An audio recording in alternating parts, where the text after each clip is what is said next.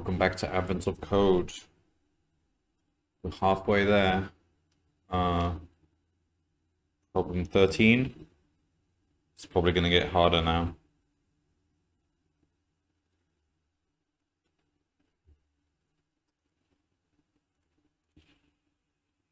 Let's take a look.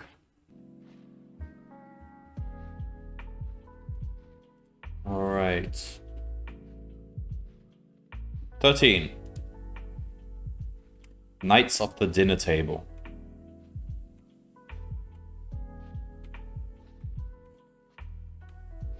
In years past, the holiday feast with your family hasn't gone so well. Not everyone gets along. This year, you resolve, will be different. You're going to find the optimal seating arrangement, avoid all those awkward conversations. Isn't this like an XKCD comic? Another one? Oh, it's not a link. It's like finding the MP complete seating arrangement. You start by writing up a list of everyone invited and the amount their happiness would increase or decrease if they were to find themselves sitting next to each other person. You have a circular table that will be just big enough to fit everyone comfortably, and so each person will have exactly 2 neighbors. For example, suppose you have only 4 attendees planned, and you calculate their potential happiness as follows.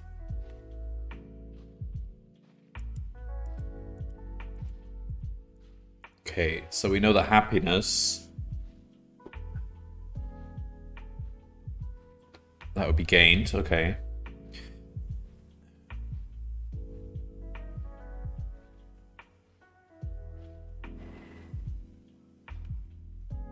Right, okay.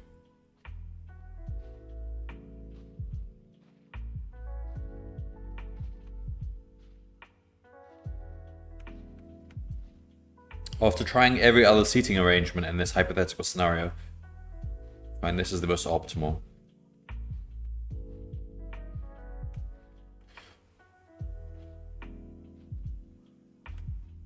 Okay then. How many people do we actually have?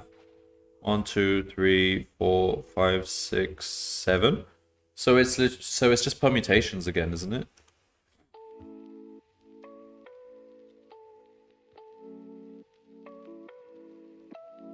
Doesn't look hard. Can try.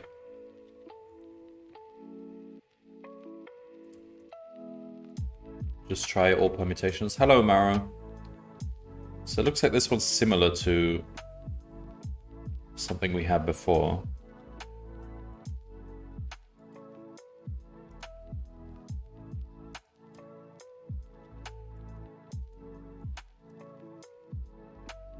So just try all permutations and then... Did I check group by? Oh, no, I was meaning to do that. Group by, you were suggesting it for which problem? What was the problem we were doing? It was, oh, it was the runs, wasn't it?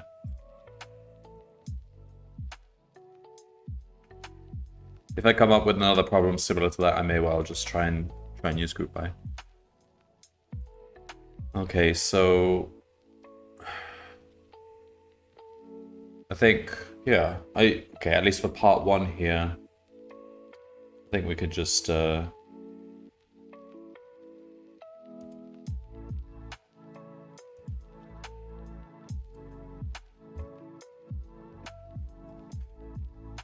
okay. So all those words are mostly irrelevant. It's just the first word, the last word, without the full stop. And we need a number, which is always the 4th. Okay, so that's easy to parse. Oh, and you need gain or lose. Okay. So we want a happiness.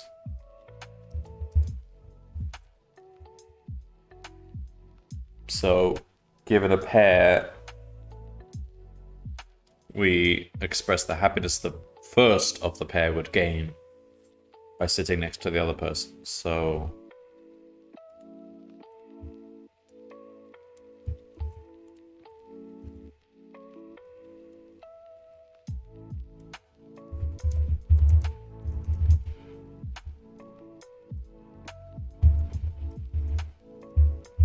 Okay.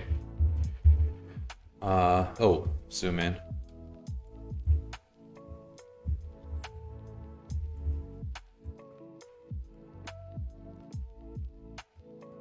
So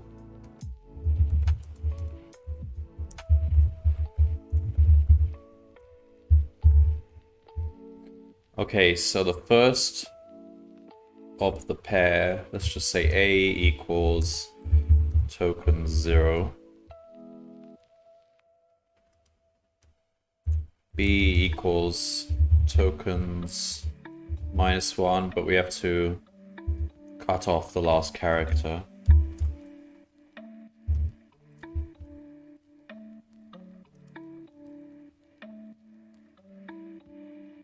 Does that work? Can we put -1 like that? I think so.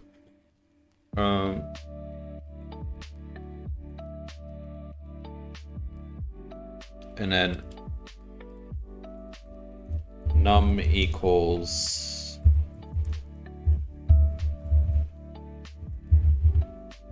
is it that one? Yeah. And then gain or lose, so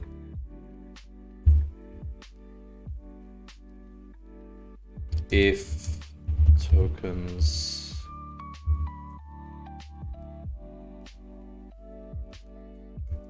is gain, or say if it's lose, num, just make it negative, and then happiness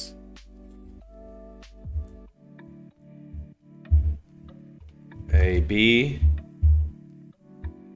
equals num. So that extracts all the information.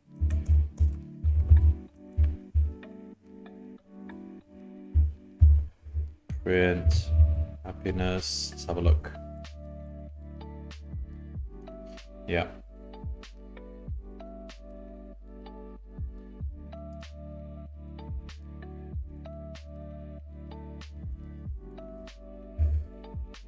Okay, so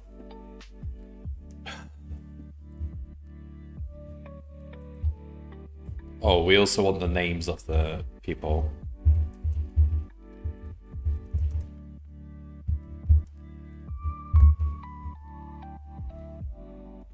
Just put, I think that covers everyone.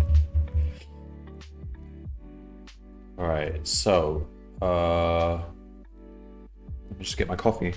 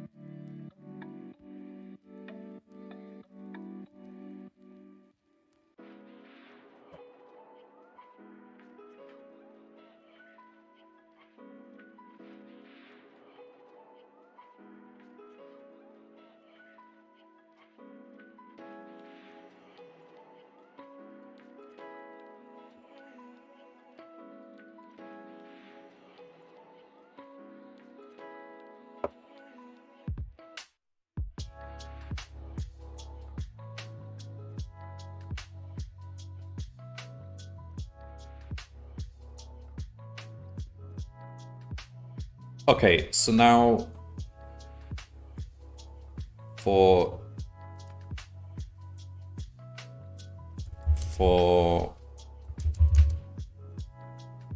we want iter tools,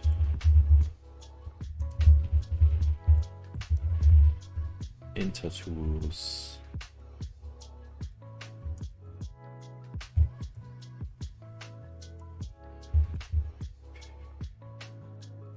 Okay, so for permutations of the guests, yeah, that's it. So We want...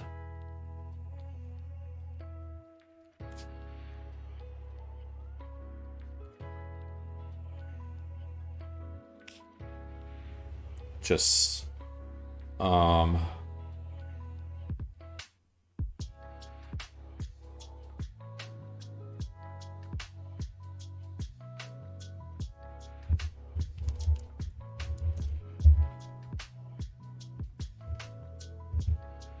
So they want the best increase in happiness. Well, unless... Yeah, most optimal. So we want the total best positive change we can make in happiness. Okay.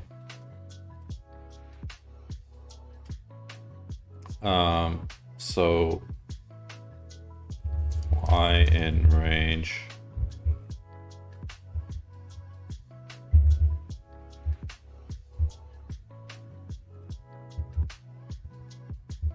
Just add the successive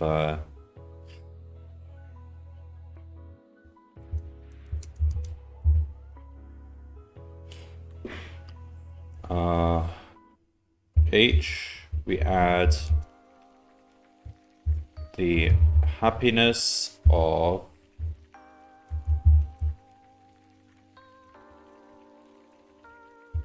I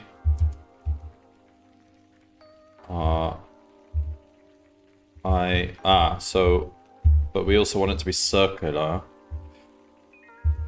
So let's say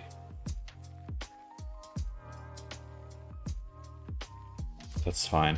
So then we want I plus 1,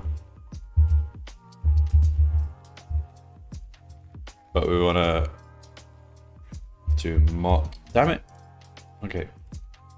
Mod length of R, so that rolls over to the first position.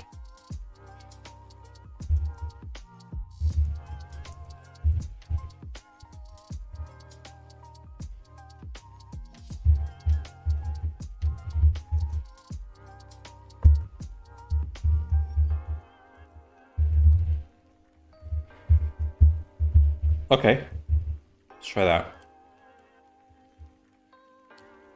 Negative?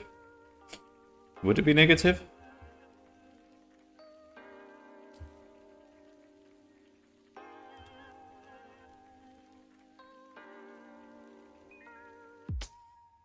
I wouldn't think so.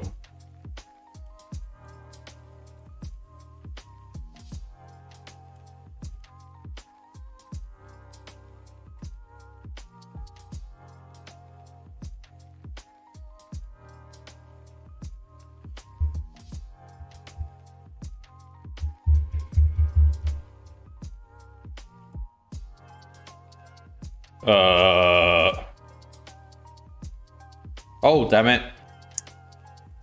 Best, not H. Haha. Okay, there we go. 473.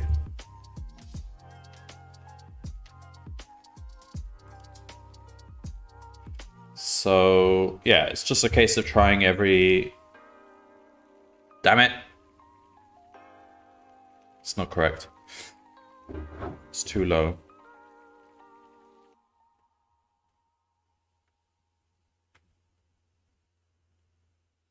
Fine. Let's try the example.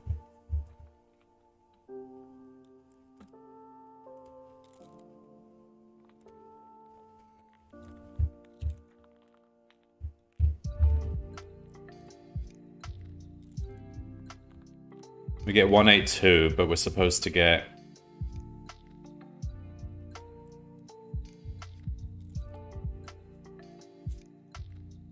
Oh, I forgot to do the... Yeah, I forgot to... I was only counting the gains of happiness. No, sorry, I was only counting the gain of happiness for one person because of their right neighbor. I wasn't doing the opposite way around. I need to do this. H plus equal. I need to do it for her left neighbor too. So -1. Because they don't cancel out. Alright. 330. So that's correct for that. Now.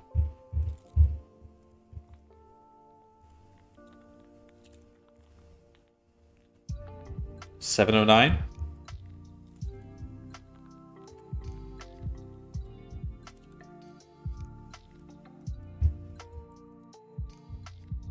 Correct.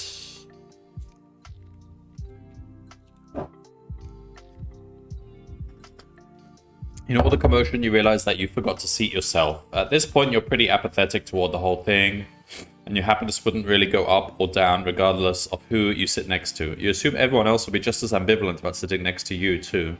So add yourself to the list and give all happiness relationships that involve you a score of 0. What is the total change in happiness for the optimal seating arrangement that actually includes yourself? Okay.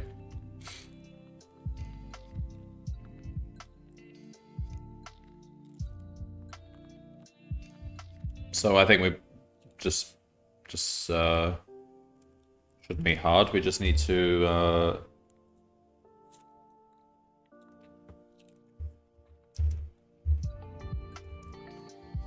put ourselves in the list now.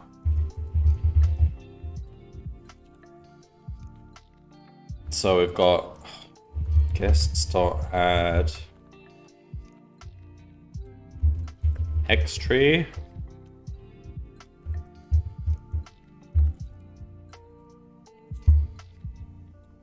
Wait, before I do that. Or G in guests.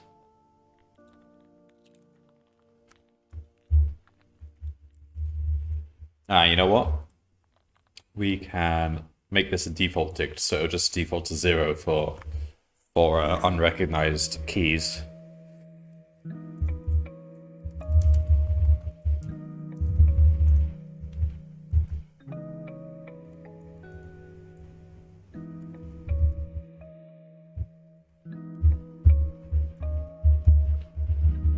There.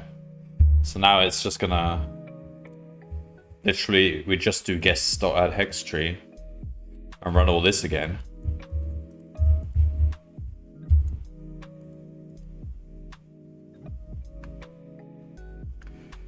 It's gone down because we're not benefiting from the happiness between the two that we're sitting in between. So yeah, in general it would go down.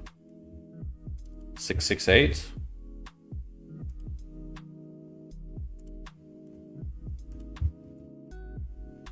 Correct.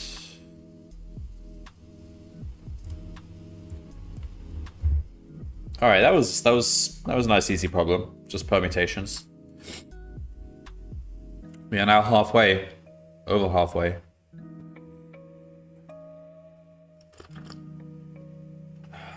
Halfway to completing this mysterious image. What will it be? Reindeer Olympics. Reindeer can fly at high speeds, but must rest occasionally to recover their energy. Santa would like to know which of his reindeer is fastest, so he has them race.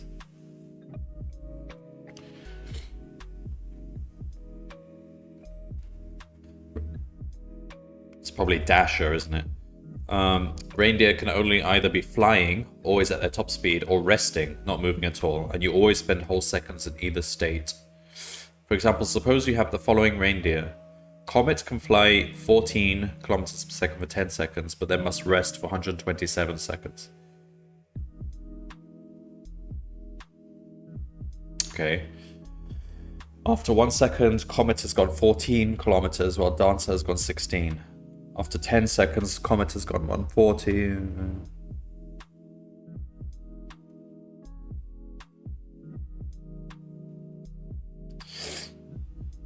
Yeah, okay.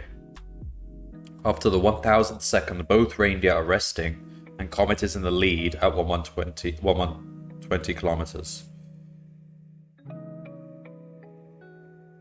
So Comet would win if the race ended at 1000 seconds. Given the descriptions of each reindeer, after exactly 2503 seconds, what distance has the winning reindeer traveled? I can guess where this part 2 is going. So for part 1, it's not too difficult. We just...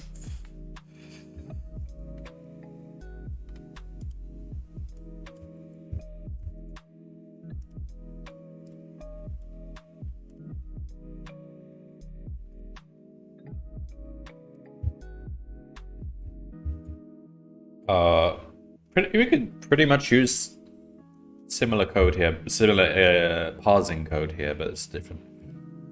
This one will be easy with Game Maker language. Oh yeah. Oh yeah, because you could probably simulate it as an actual race, couldn't you? But I have a feeling part 2 is gonna increase it to like a much longer time. But that wouldn't be too hard anyway, because you just work out which is faster on average. I don't know what they're gonna do with part 2, we'll see.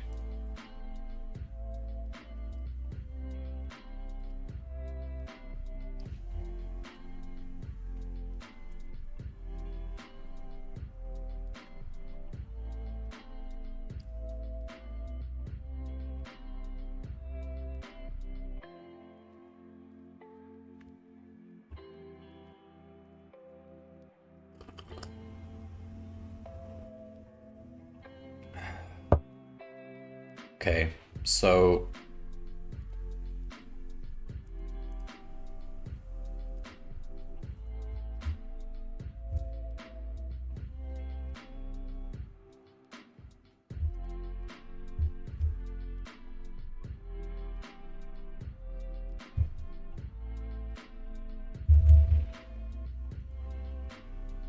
we want... So they have a speed, they have like an endurance time, and then they have a rest time. That's the 3 things they have.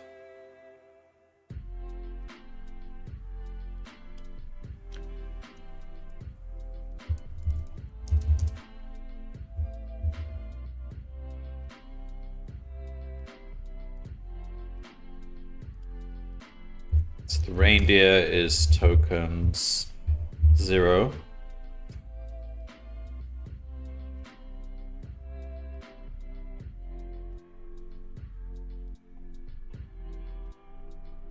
Speed is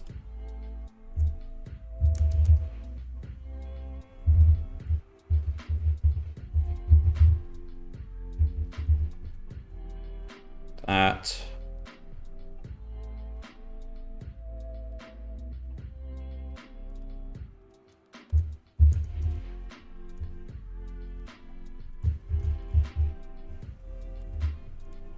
Endurance is that.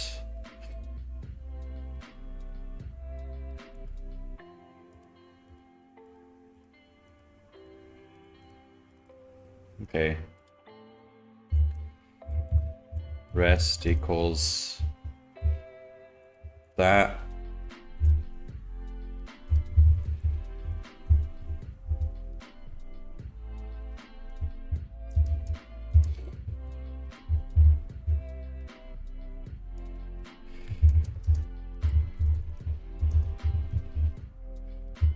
Okay, that just populates the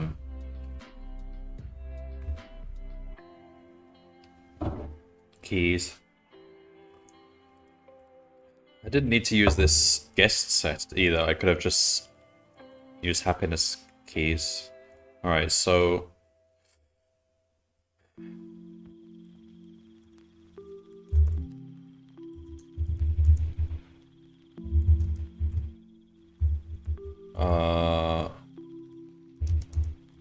what was it? It was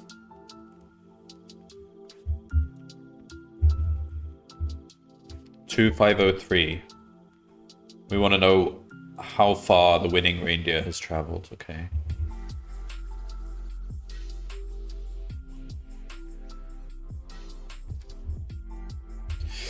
So I would just go through each of them one by one and, I don't know, simulate it for...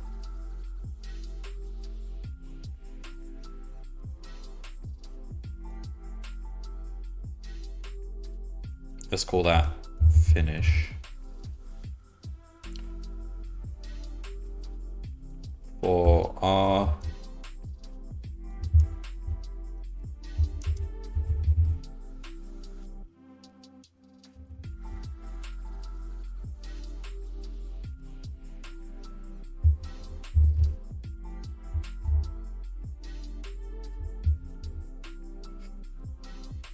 let's say best equals that.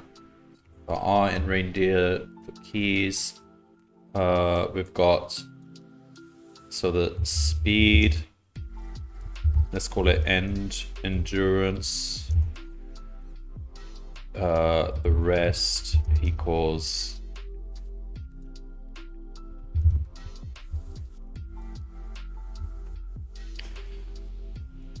so let's say T is where they are now.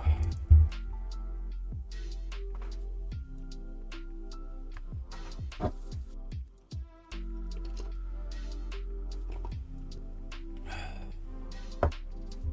think I'm gonna make this a bit cleaner by using a method. Let's say get dist for a given reindeer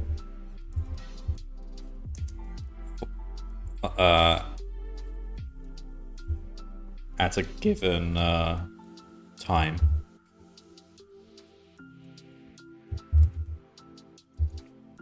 Oops.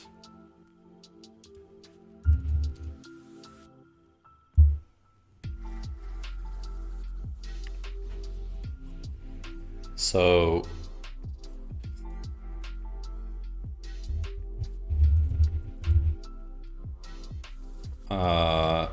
to do that, we say, okay, right now T equals 0. We get speeds and everything from there.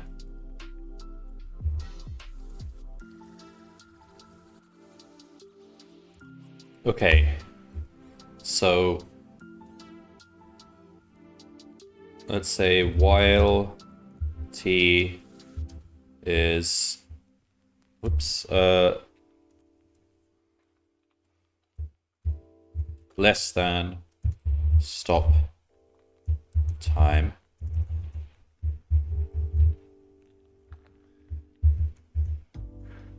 So we go through the first phase where we're just moving at full speed. So for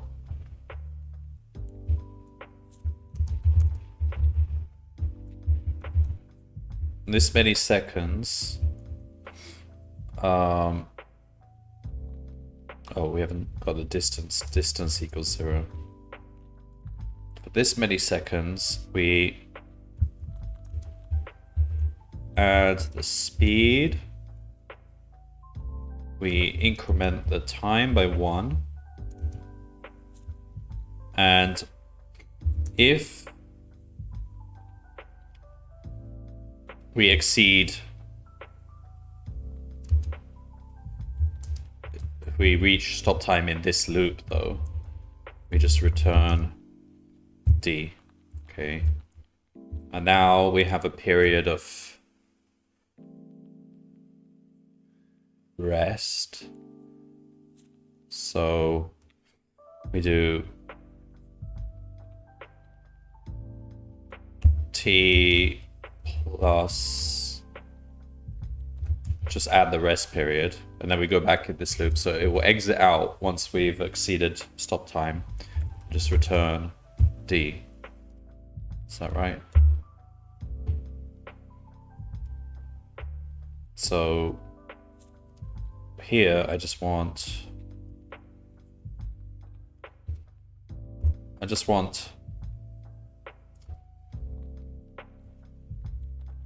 the max of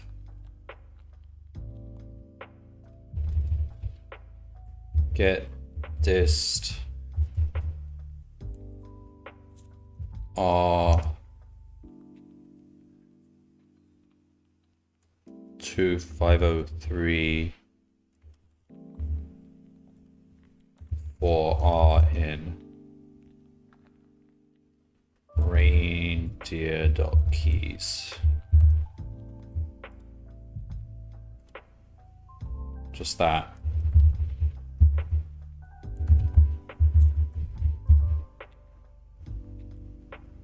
$2660, that's the furthest any of them have gone.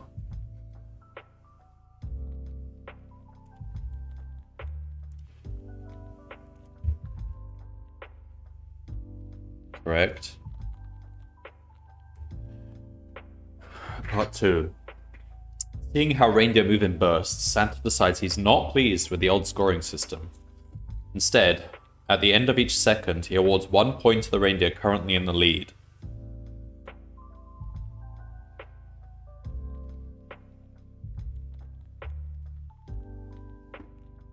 I see. I have to just rearrange this. And if there's a tie, they each get 1 point.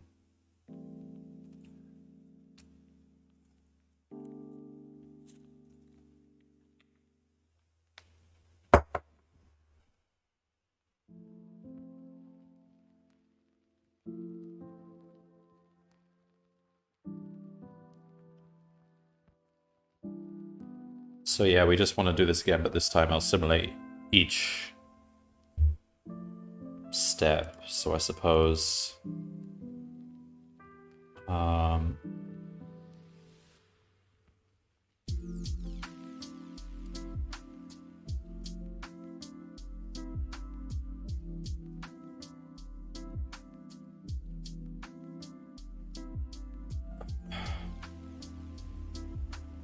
well... I could reuse this. I could just say, as we're doing this, we keep a table of what their distance is at every time stamp. So let's say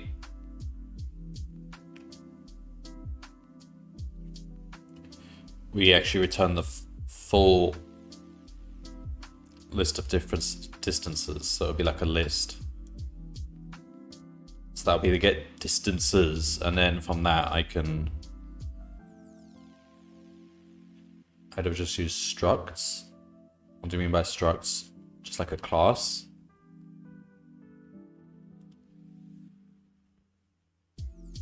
So this distance table will be a list.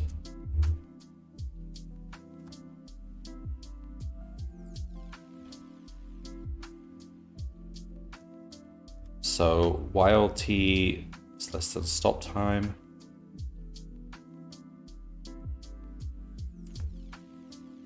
so we can say 0 to begin with.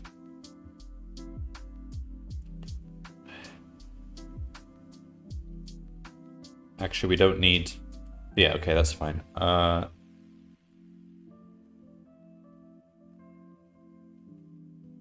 So for each running time, the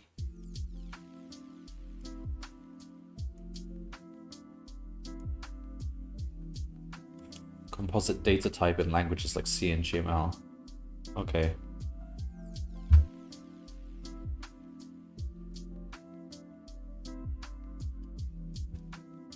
Dot append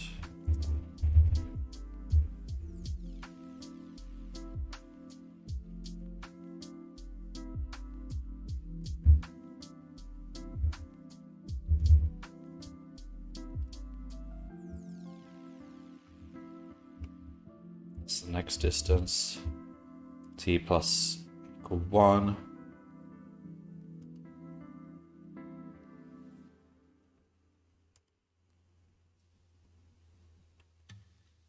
And then, so here, instead of adding rest, we have to just add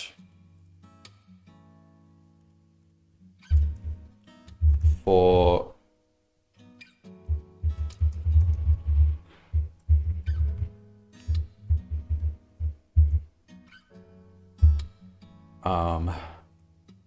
each rest second, d dot append whatever it was before,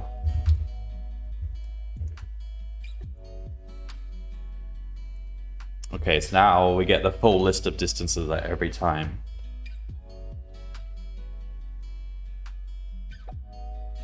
Oh, I shouldn't have changed this because I still want it valid for part 1. Hang on, I can make a duplicate here.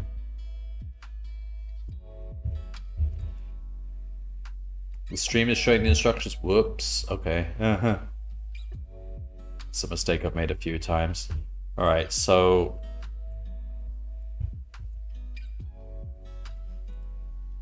I'm gonna revert the changes I made anyway and then copy them lower down. So basically I'm accumulating the distances at every timestamp.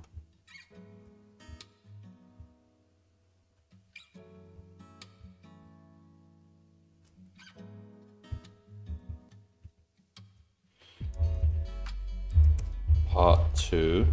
Alright, so we've got a new method here. So it's the same as before, but we're just putting every distance at every second into one big list.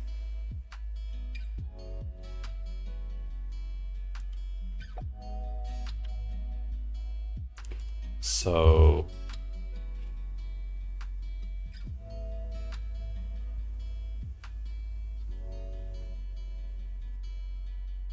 dist tables, let's say, equals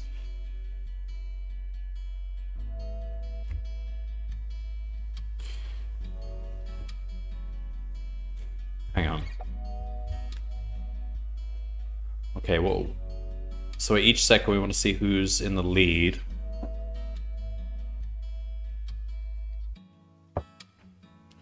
Yeah, okay, so let's say dist tables equals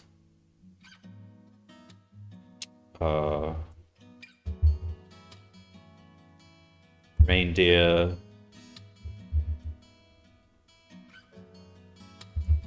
get dist reindeer 2503 for are in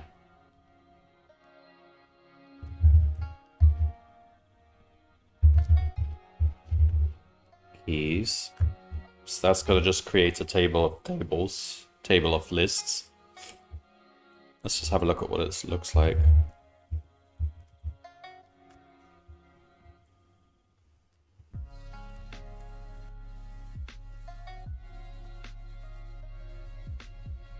That doesn't look right. Oh. No, yeah, it's... Oh, yeah, that's the rest period. And then that's the... Yeah, that's right. Yeah, that's right. It's because some of them have long rest periods, don't they?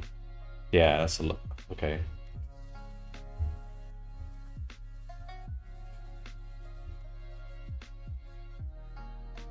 Okay, so... we need points.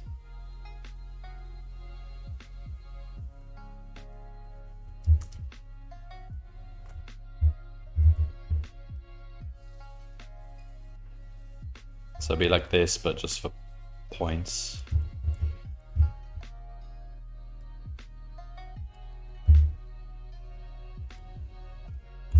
Okay, so basically for t in range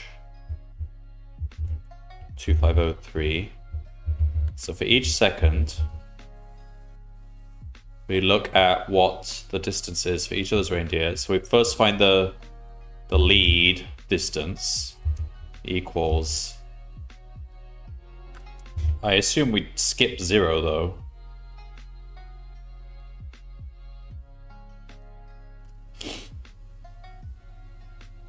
Yeah. At the end of each second, okay, so...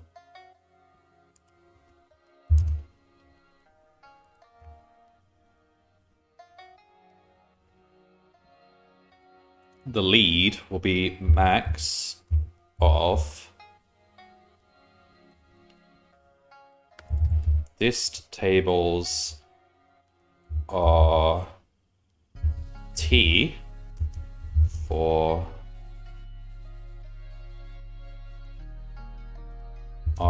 in these. Let's just see if this is doing something.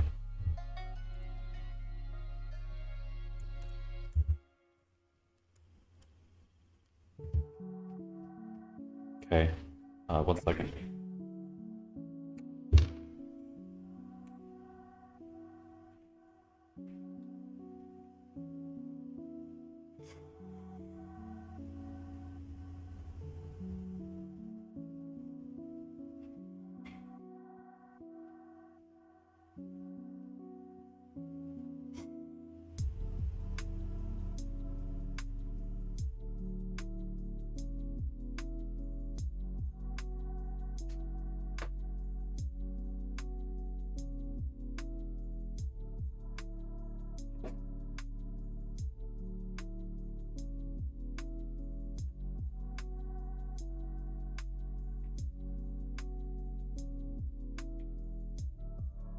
Okay, so we've got the lead.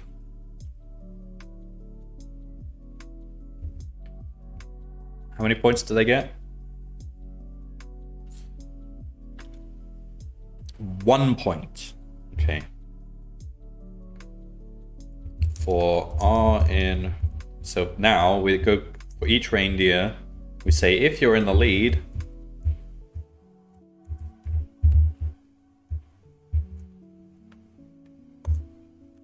if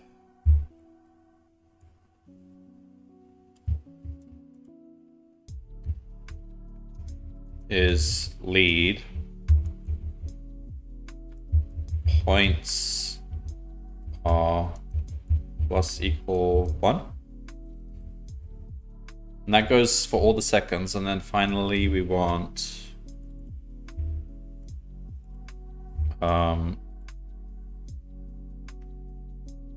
just the winning number of points. So print max points dot values.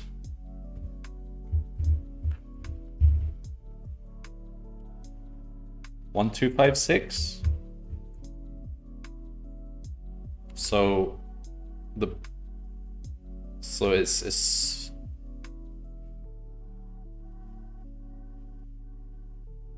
yeah, it'll be less than 2503 because they can only gain at most 1 point per second, and sometimes they won't gain any. Yeah, that sort of makes sense. 2, 5, 6. Let's see.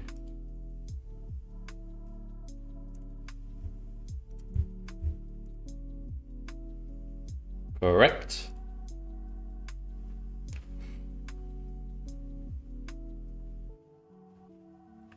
Right. On to 15.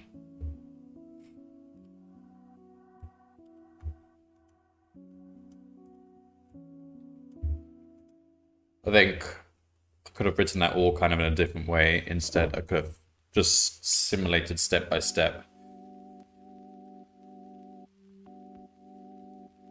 If I knew about part 2 in advance, I would have just gone step by step, work out where everyone is. That way I don't have to keep a whole list in memory. What you need to know really is at what phase of their cycle, their rest cycle, or their whatever they're in. That's the only thing you need to record for each second.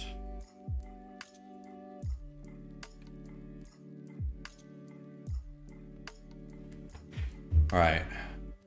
Day 15. Science for hungry people. Today you set out on the task of perfecting your milk dunking cookie recipe. All you have to do is find the right balance of ingredients. Your recipe leaves room for exactly 100 teaspoons of ingredients. You make a list of the remaining ingredients you could use to finish the recipe, and their properties per teaspoon.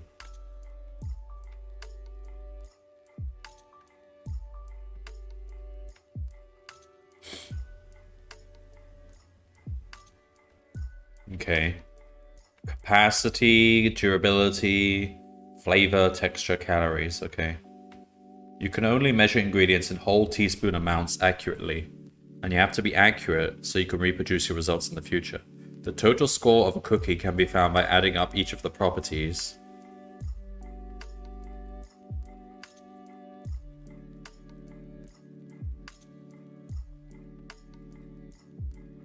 Negative totals become 0. Interesting. And then multiplying together everything except calories. For instance, suppose you have these 2 ingredients. If I use 44 teaspoons of butterscotch and 56 of cinnamon,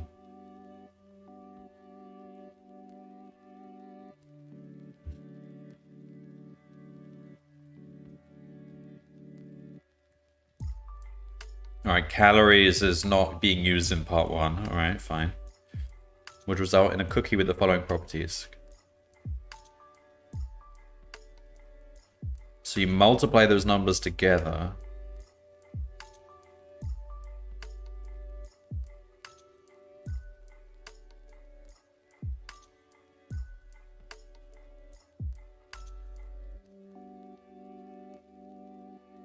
So we want to make the highest scoring cookie we can make.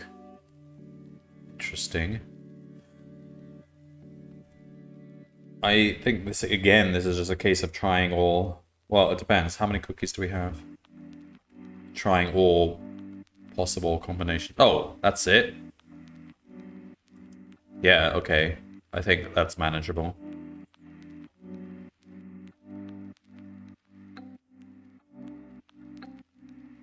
Sugar reduces the flavor? Interesting.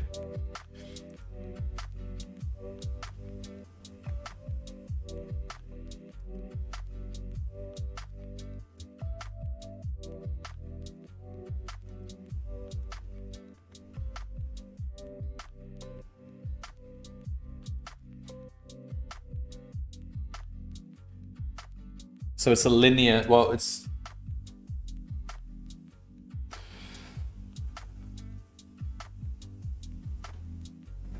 So, yeah, okay, so we're trying to... So if we're multiplying those 4 numbers together, ideally we want to make them all roughly the same, because that normally gives you the biggest product, as opposed to having one big number, one small number.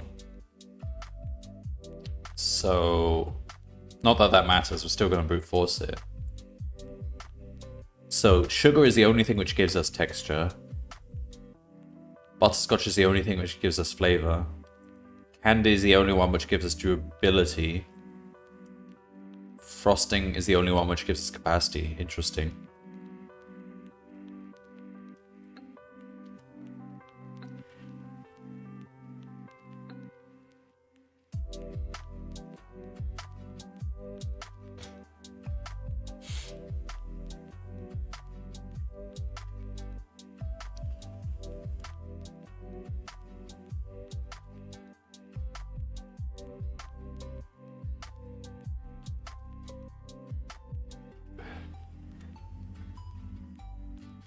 Okay.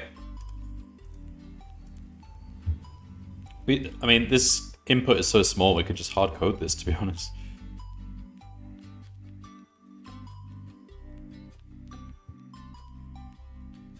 Alright, so...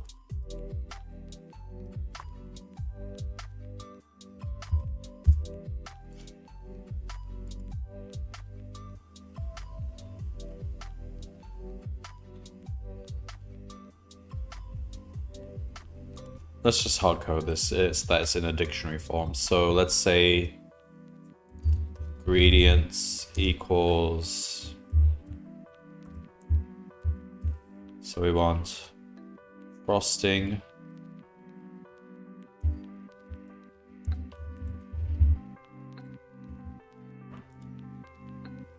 It'll be 4 minus 2, 0, 0, 5.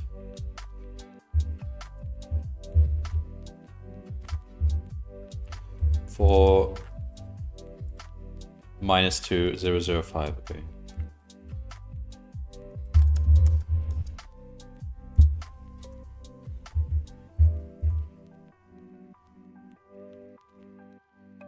So then we've got candy.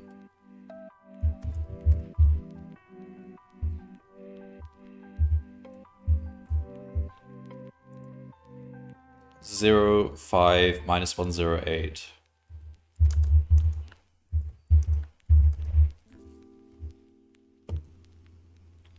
Hello, Sleepy Goat. I'm up to 15, yeah.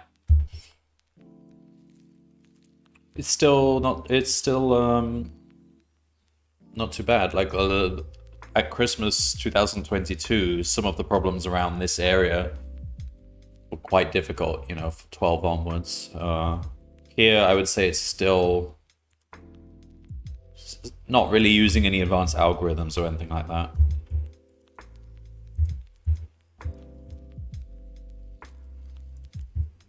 This one seems another brute force method, I think.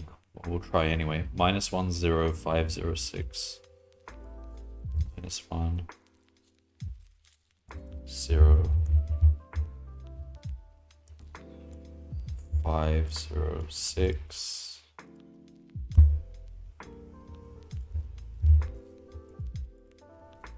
And then we want some sugar.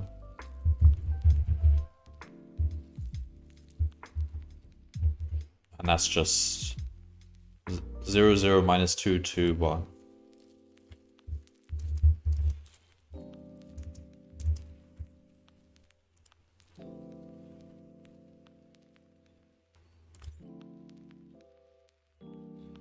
I don't know. I don't think AOC problem. Well, you don't need. It's more about the data structures than the algorithms. Yeah, you do need to know about data structures like hash tables and stuff. But yeah, you're right. You don't need to know textbook algorithms. Just probably some standard things like sorting. Well, you don't need to know sorting algorithms, but you do need to know, you know, the process of sorting, because that could be useful. Like two-pointer methods sometimes.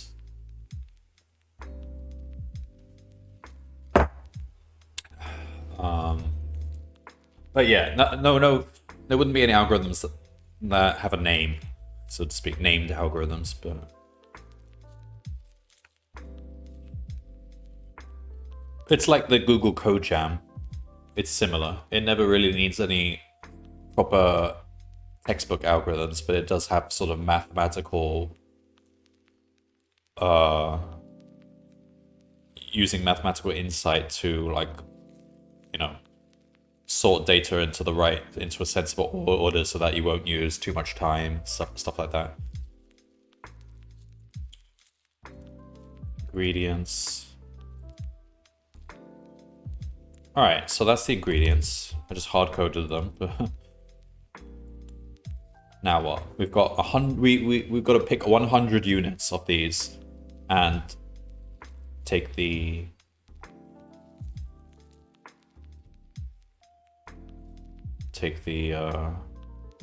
compute the best.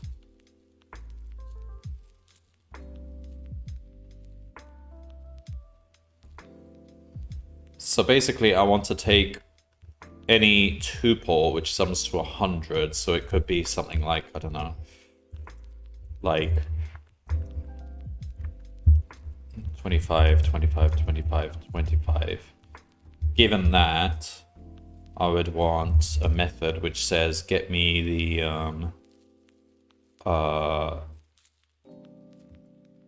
score.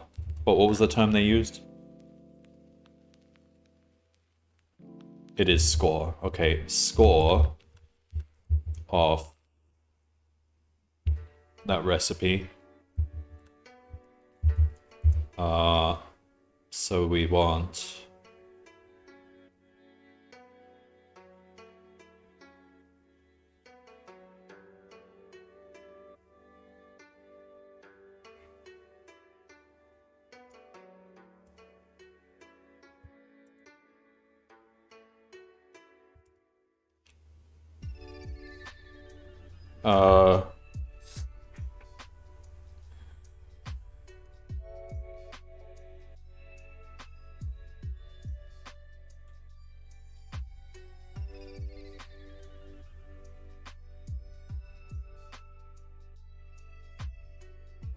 okay. Well, if we use something like NumPy, this would actually be easier, but we can just say, because So we can multiply these tuples and add them. Or I could define my own. I'll just write it out explicitly. So I want to say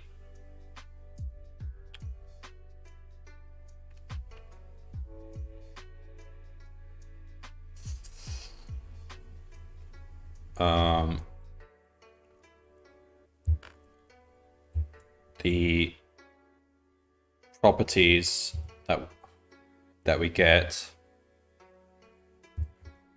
would be, speaking of NumPy, let me check how I did it. Yeah, like NumPy would give you the arrays, so you could actually do these linear sums of arrays, which is easier, but I can just replicate that. Prop equals, so we just want to accumulate that.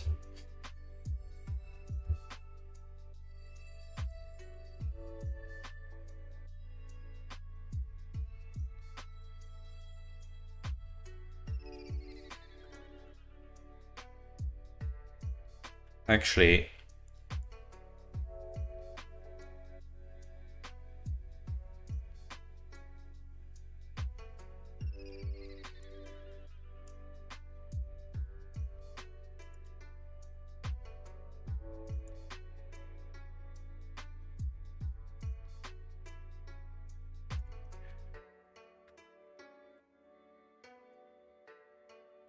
all right, let me just call this table and say ingredients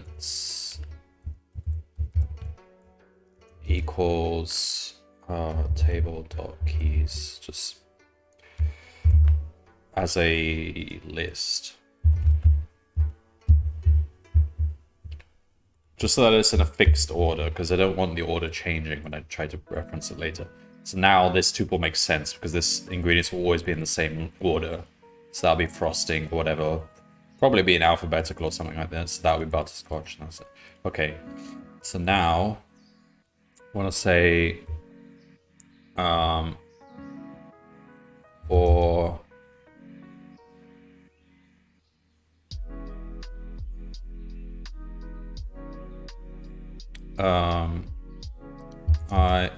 for I in range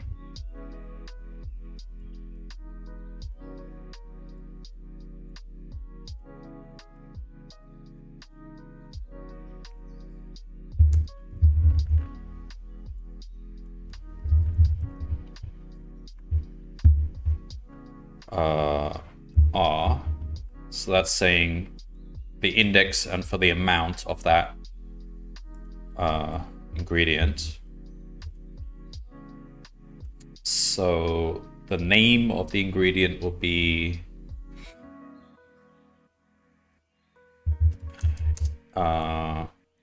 ingredients I. The amount will be that amount. So then we just want to take for j in range 5 prop j plus equal amount times the corresponding amount table. By the way, your code oh damn it, I did it again. That's the second time this stream. I was on such a roll the last couple of streams. How long has that been? Okay, so that's gonna look terrible in the video. Yeah, well, people can use their imagination. How do you manage your view? I'm using OBS. So I have a window I can just click on and off here. I keep forgetting to do that.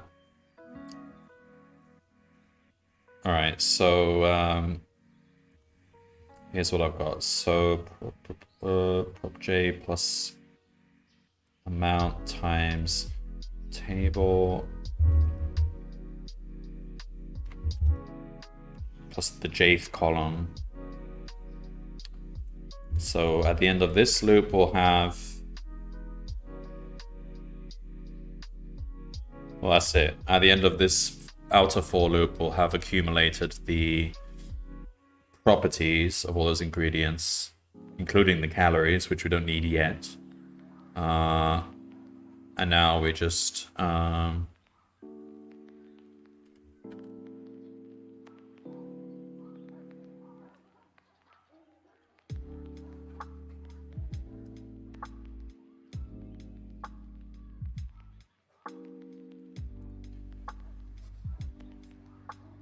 Oh, but they said... Oh yeah, because it's...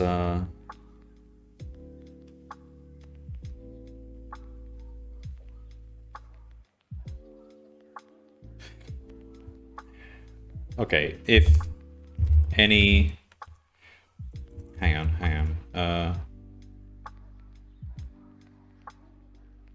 So now you just multiply the first 4 together, don't you?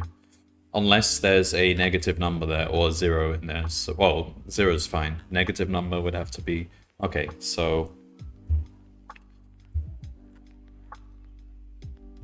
Score equals 1 for x in prop. First 4.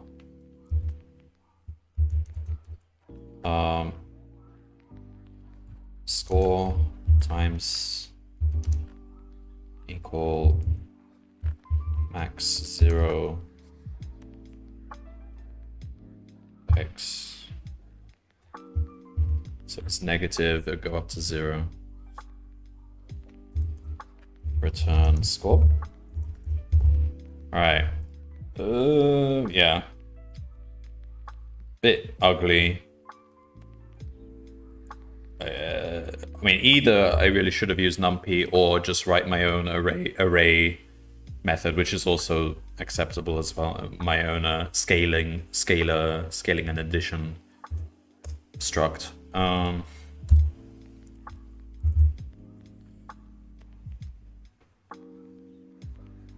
Because for no real reason, I like my code to be kind of like numpy agnostic if I can help it. Just because I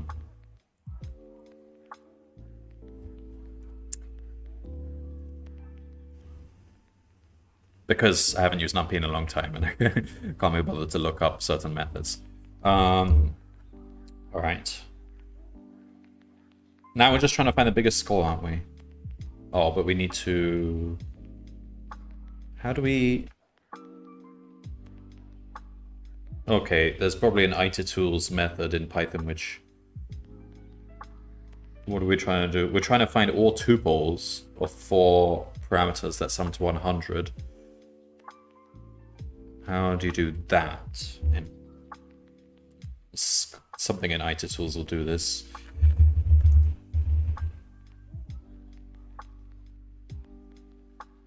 Itertools? Iteration? Iterative? That's how we pronounce it in the UK. I know in America they're like iterative or iteration, which is, I find weird. But I mean, every professor I've had, they were usually European, always said iter. Python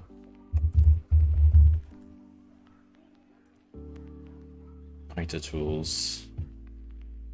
So what have we got here? Loads of things in itertools.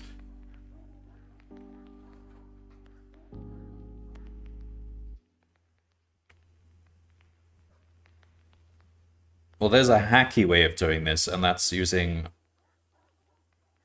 permutations, but that means rearranging 100 things. No, that's not good.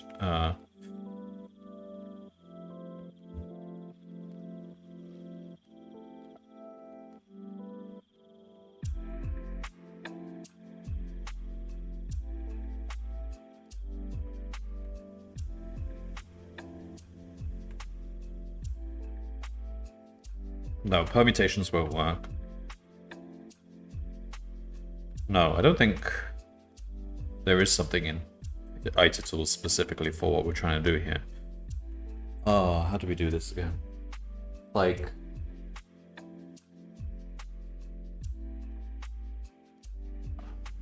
I'm sure there's a method somewhere in Python which just does this, but let's try and Google this. So we want, how do we even describe this? We're trying to Python all vectors that sum to a total.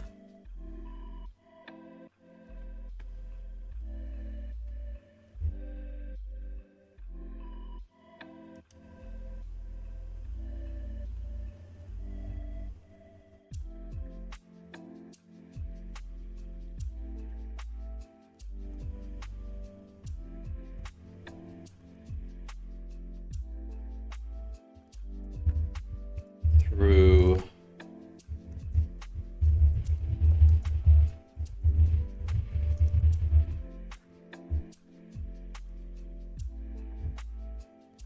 all right, I think we might have something here. Let's have a look.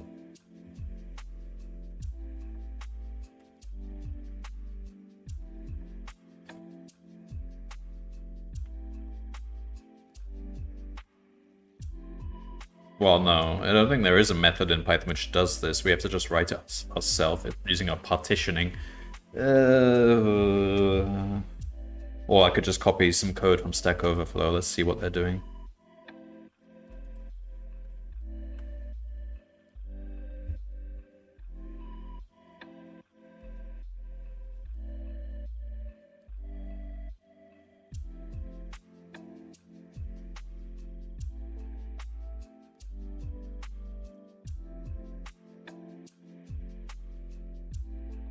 Integer partitioning with k partitions. That's what we're trying to do.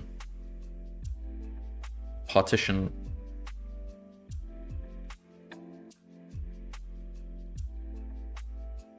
All right, let's have a look at what this guy's done. Define partition func. All right, let's copy this in.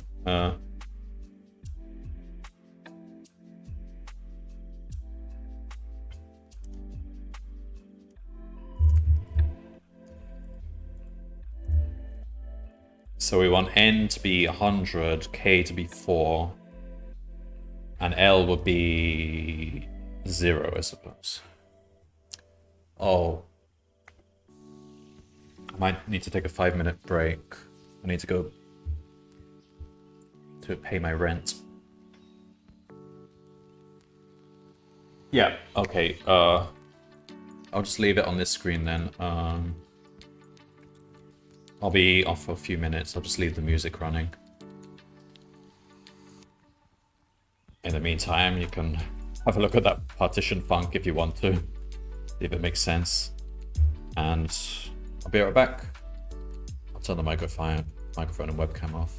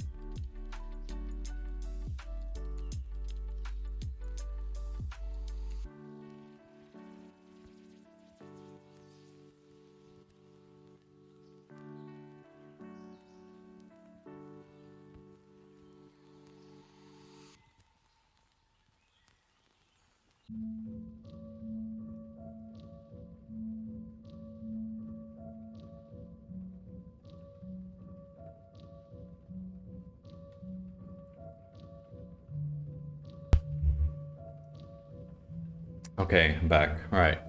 I sorted out. Let's carry on.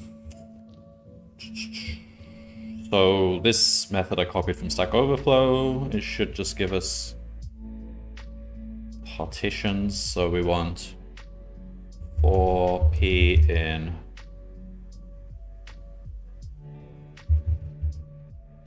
partition func 100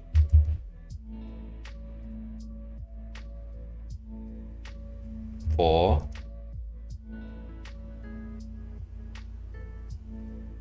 0.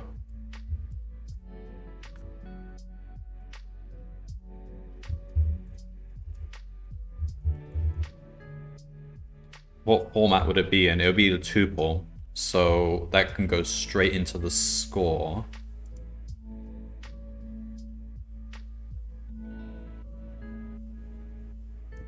We can do this as a one-liner.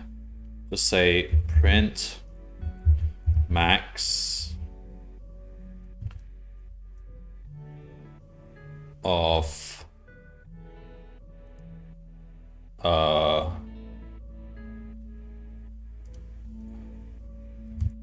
partition func 100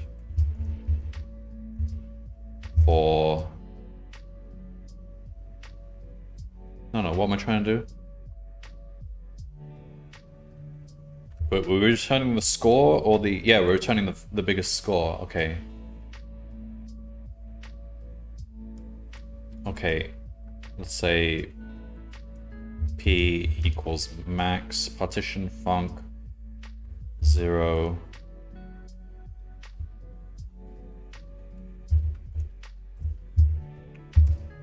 P equals score. So it picks the best partition using score. That should just work, hopefully. I haven't tested any of these intermediate methods, so we'll see. And then we want to print score P.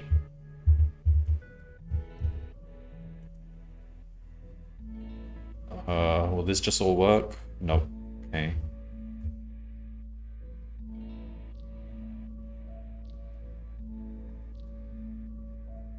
Generate a raised stop iteration if n is greater or equal to L.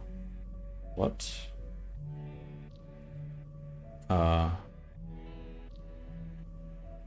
If k is less than 1, no. If k equals 1, well, k shouldn't be equal to 1.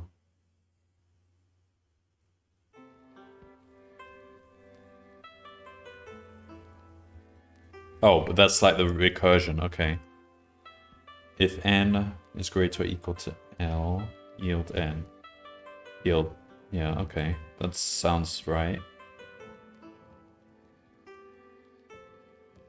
Generate a raised stop iteration.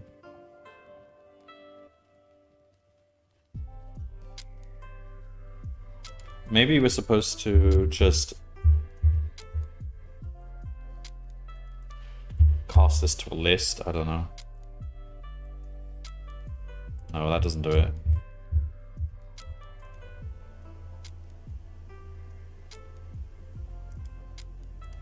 It doesn't like this, using it this way. Let's try doing for P in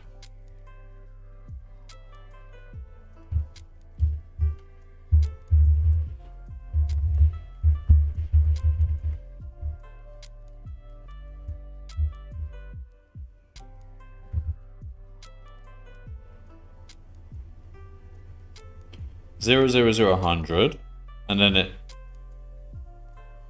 has an exception. Because we'd take away...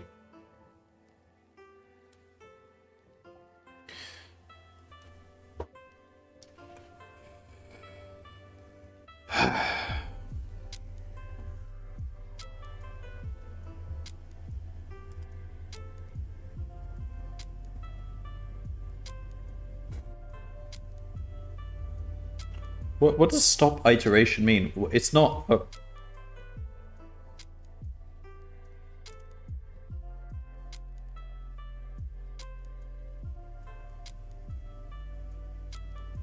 Ah, stop iteration is deprecated.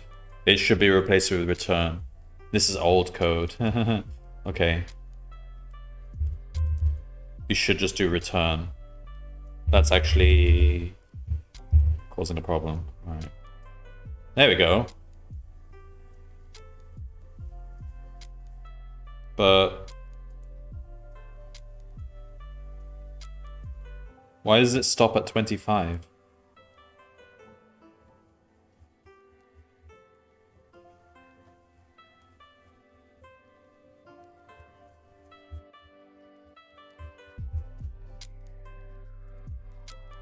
It should keep going higher, shouldn't it?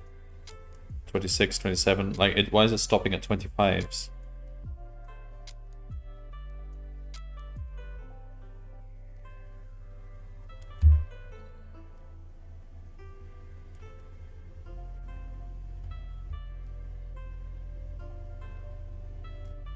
That's not all partitions.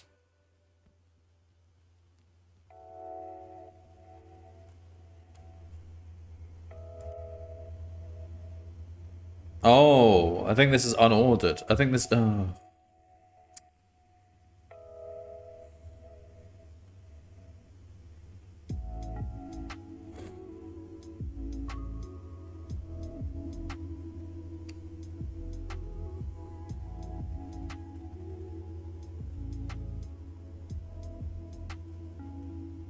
it. This is not...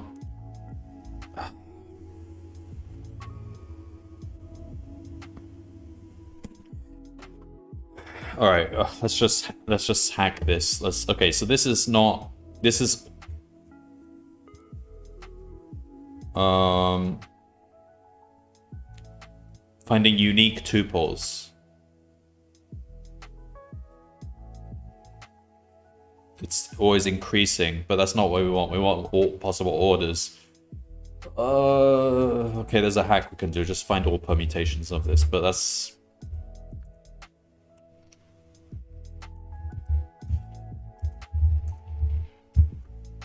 isn't really the smartest way of doing this. All right, so for each partitioning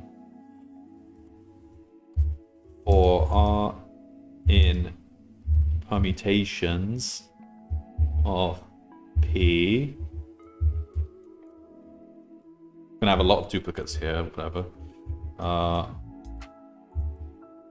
Best equals 0, best equals max of best, score. So this should cover every possible ordering.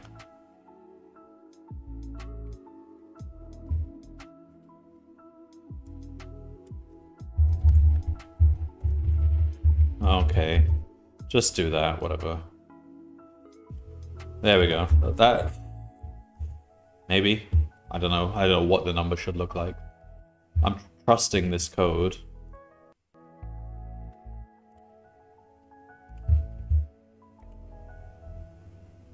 Okay, it's right. Part 2. Someone asks if you could make another recipe that has exactly 500 calories per cookie.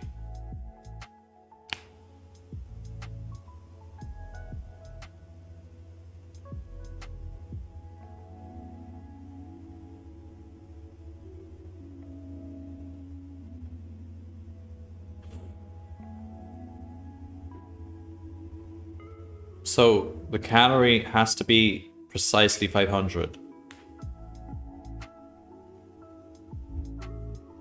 No more, no less. All right, that's easy enough. We'll just adjust the score.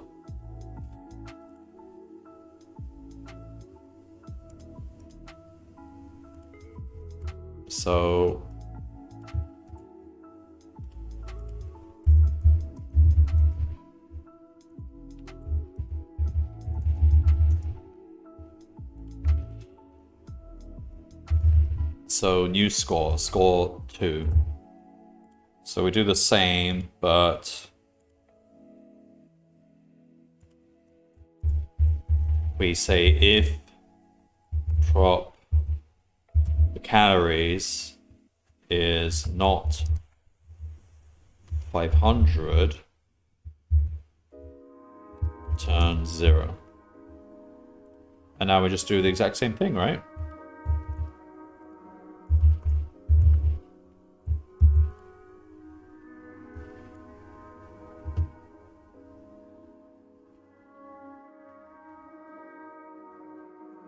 So it should be...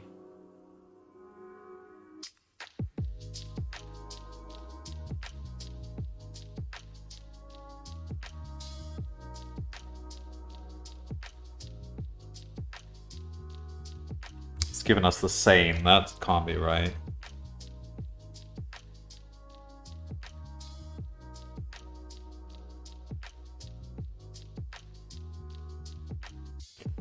Like you would expect it to be different. In theory, it could be the same, but I don't think it would. All right, we can print. Well, oh, because I'm using the old score. Damn it. Okay, good. Easy mistake. All right, that's the new one.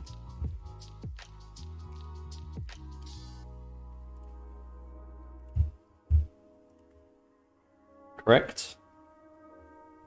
All right. Cleanest way would have probably been to use numpy and either write my own partition function properly so that I get all the partitions, which is not hard to do. You just write recursion. It's like 5 lines. It's not... I was just lazy and I copied it from Stack Overflow and then I had to throw in iTools with it. So that was a mess.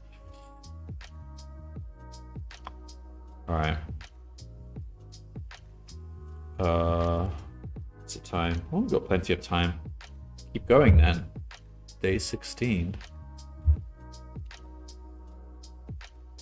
All right, so far I'm still of the opinion that this is an easy year compared to recent years.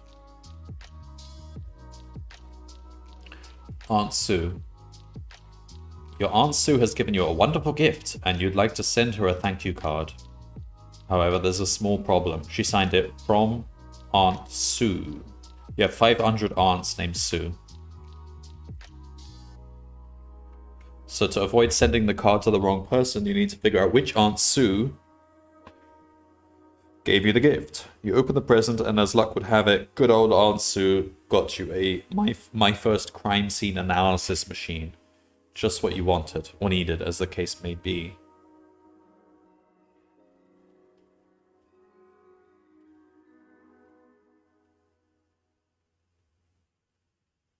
What the heck? Alright. So the machine can detect children, cats,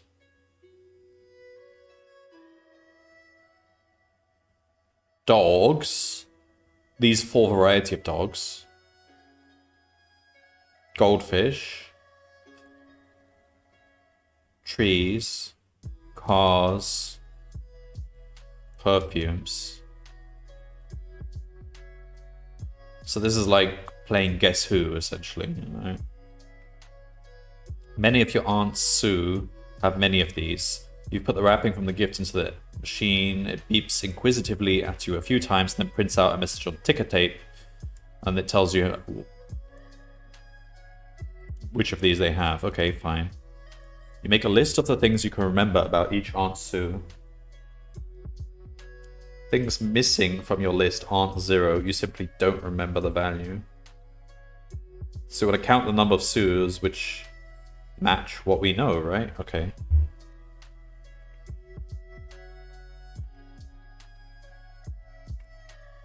Okay. Yeah, straightforward enough.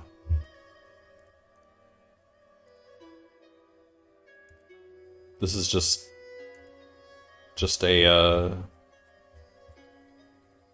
straight check. All right, for each Sue.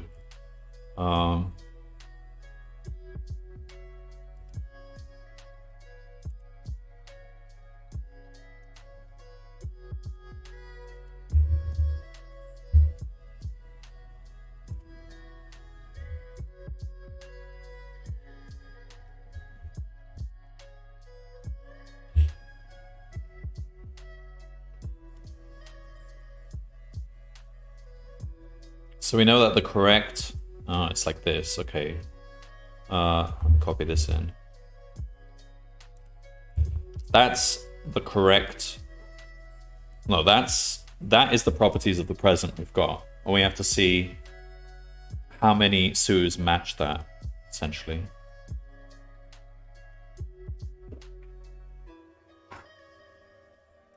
So let's say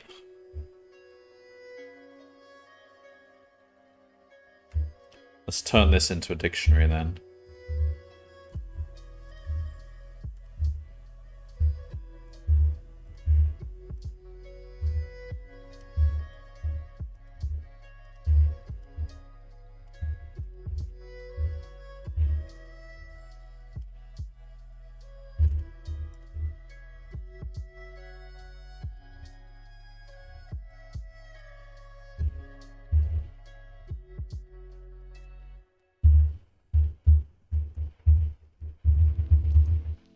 There we go.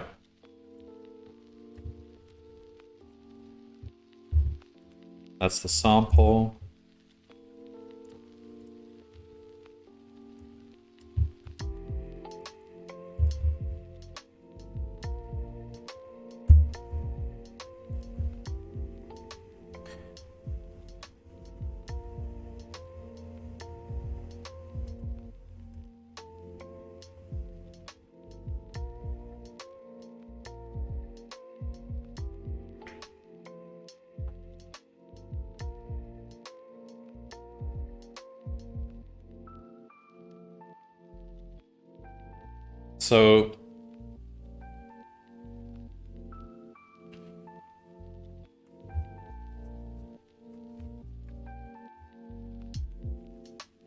So let's, okay, a bit of cleaning up. So let's, okay.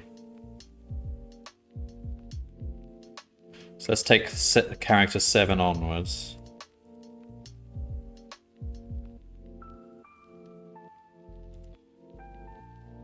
Hang on, so it's 1, 2, 3, 4, 5, 6, 7. Oh no, because it will be...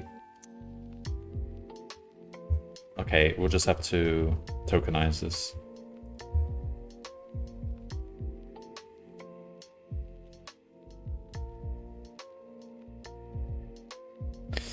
Or is there... Or you could use regular expressions, but...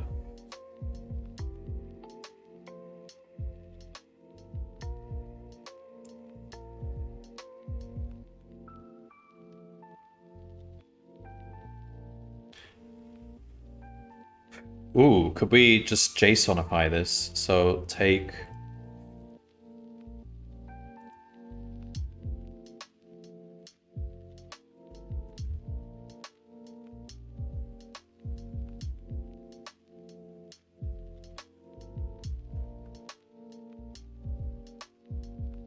Let's try and JSONify this. So let's see what we've got. So we've got 6, all right, so I equals line dot find, just find the first colon. Okay, so let's say S equals, let's say, well, not JSONify, just eval it. So do that plus, and then we want line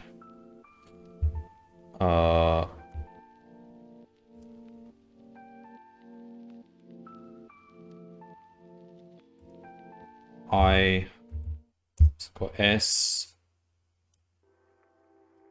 so table, oh wow, the lights just flickered off.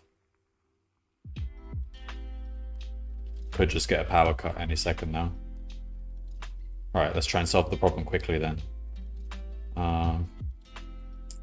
Table equals eval S.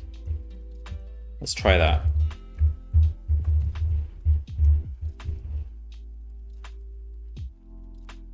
Goldfish is not defined because, damn it.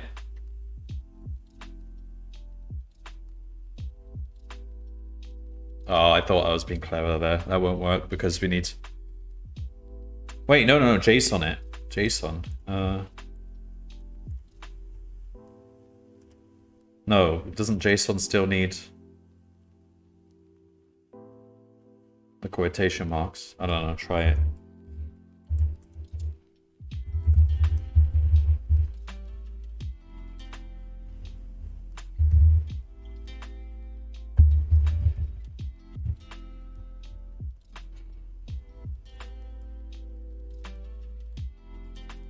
Property name. All right. Don't worry about that. Let's just do this the slow way. So we'll say, okay, carry on what we were doing there. So we've got I is where the colon is. So let's say S equals line. So yeah, so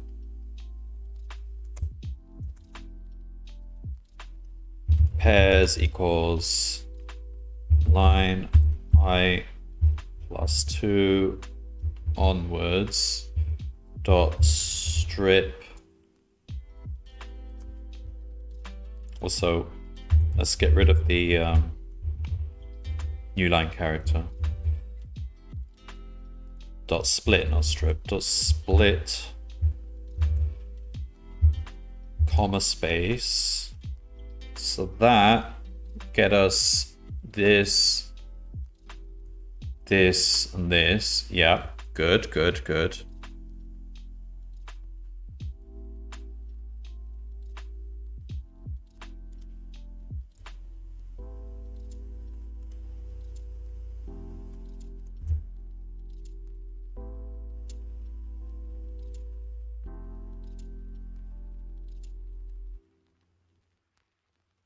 All right, so match, let's say is match equals true. And if we find a reason for it to be false, then we break out. So for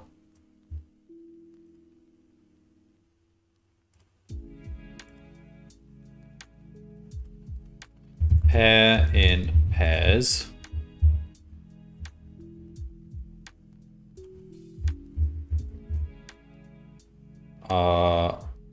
so the key equals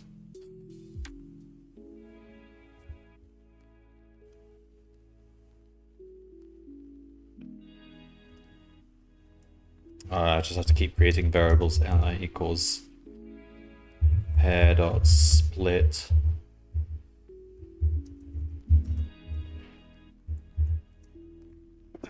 excuse me, split it by the colon, key equals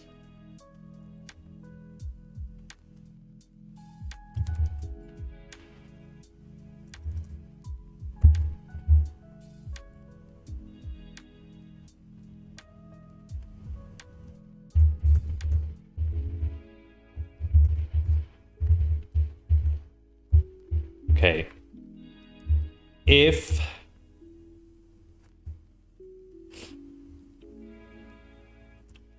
this doesn't match the sample, so if sample key is not the same as the value we're looking at here, damn it,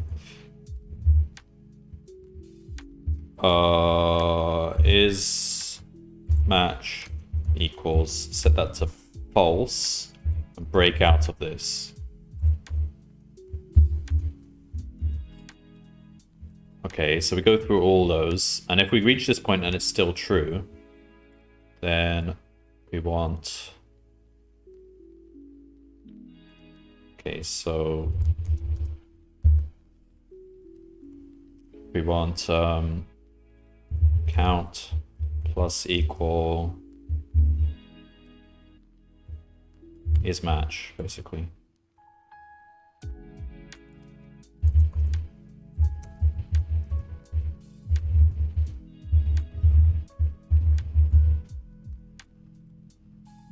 One? No, come on.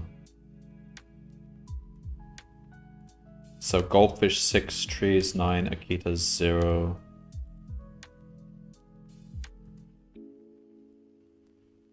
Could be 1, but I don't... What is the number of the Sioux? Oh, it is 1 because it's one unique one. I thought it was what is the number of Sioux, as in how many Sioux. No, yeah. Okay. So here we say, oh damn it. Okay, fine. For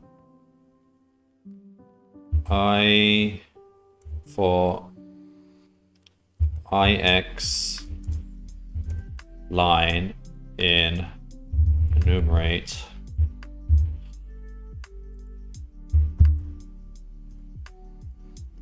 so it'll be ix plus 1.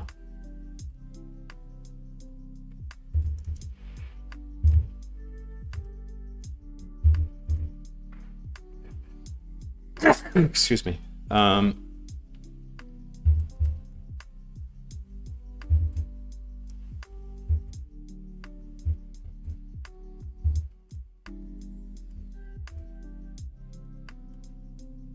103.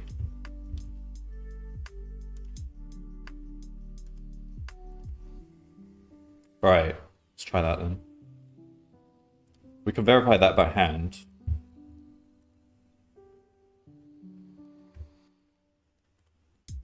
Okay, that's it. As you're about to send the thank you note, something in the MFC SAM's instructions catches your eye. Apparently it has an outdated retro encabulator. So the output from the machine isn't exact values. Some of them indicate ranges. In particular, the cats and trees readings indicates that there are greater than that many, while the Pomeranians and goldfish readings indicate that there are fewer than that many.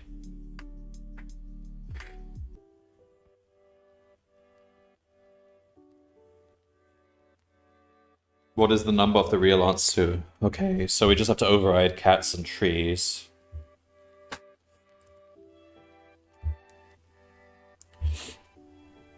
Okay.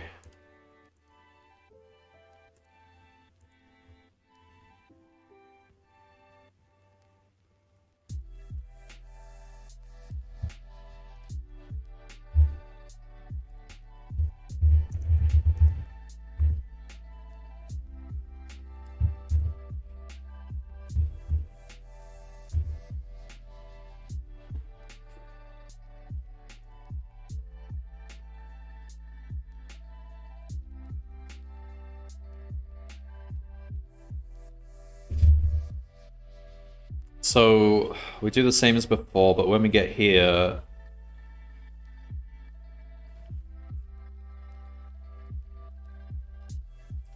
we say if key in, so it's cats, trees,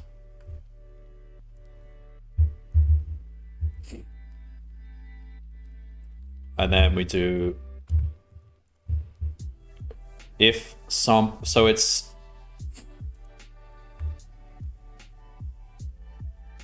so the true Sioux has to be greater, strictly greater than that.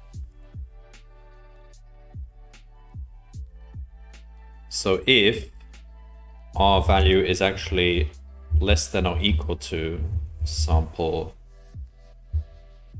key is matches false break. Okay, similarly,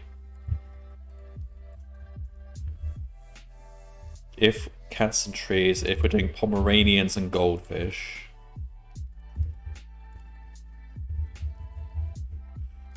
if the val, so for this one, there are strictly fewer than.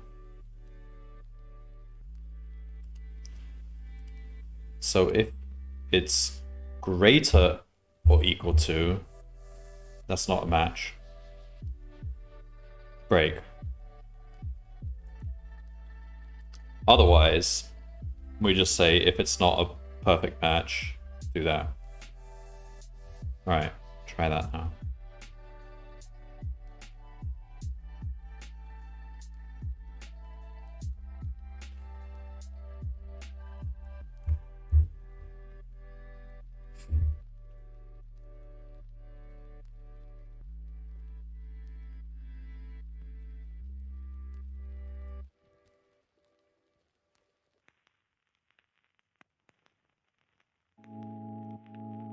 It's not doing anything. Well, no, that's fine.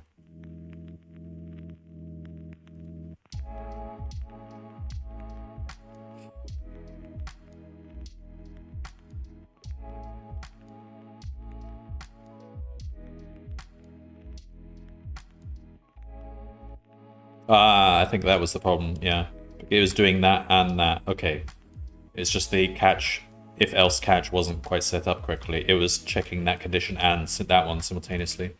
Alright, so 405.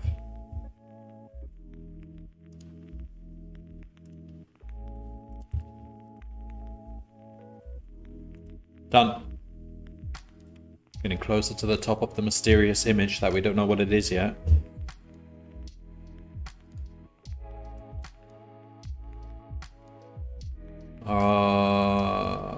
Okay. Number 17.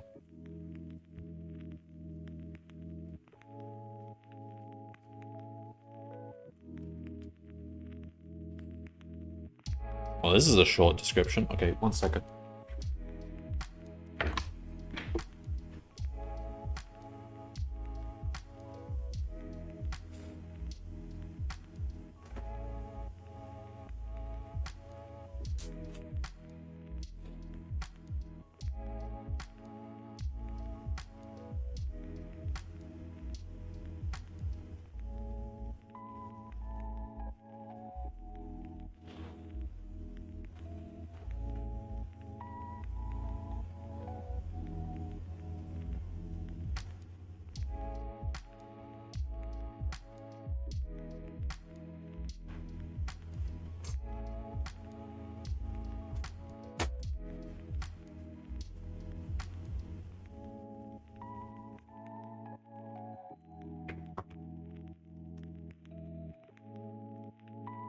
No such thing as too much. The elves bought too much eggnog again. 150 liters this time.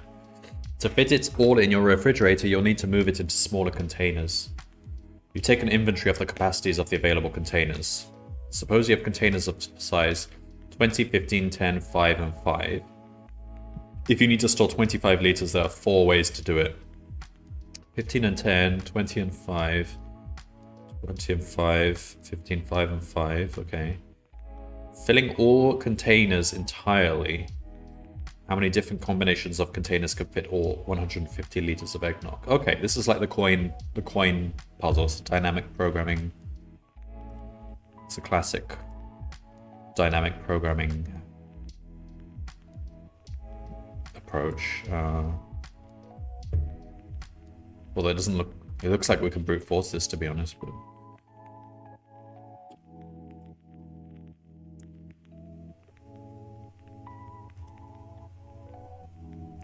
okay.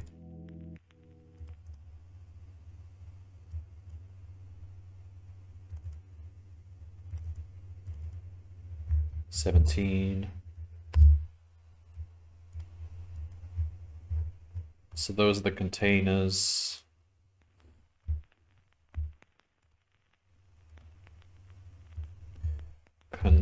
Containers equals int line for line in open. Just do it like this.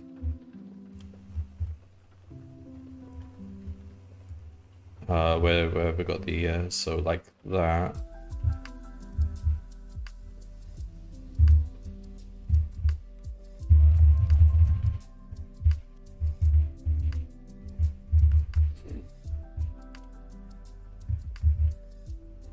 So that's the containers. So we're trying to choose total equals 150.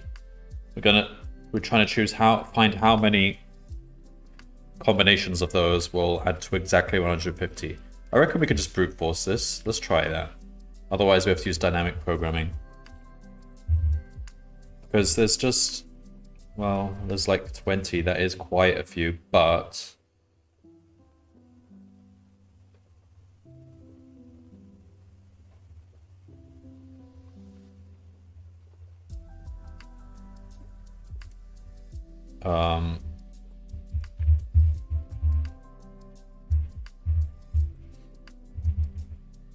so that'll be like 1 million. That's not too bad, actually. We can do that.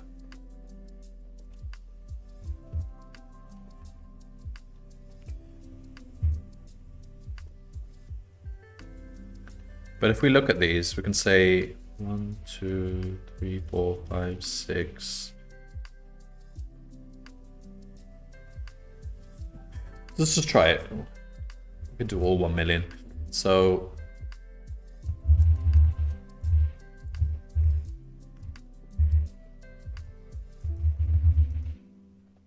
what are combinations?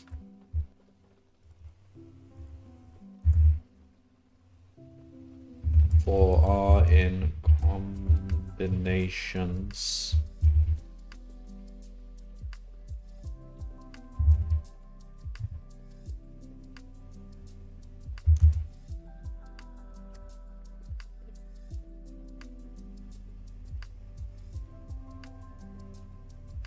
It's combinations without replacement, so that's what this is.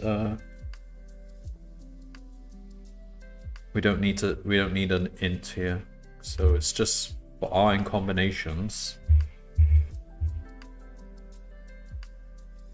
What was the original question? How many sum to 150? So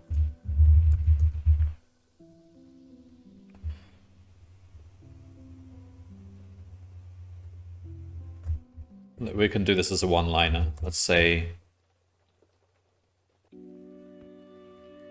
print sum of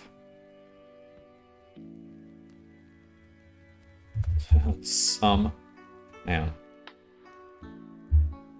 R equals 150 for R in combinations containers. That'll count how many times the sum of the combinations is 150. See if that works.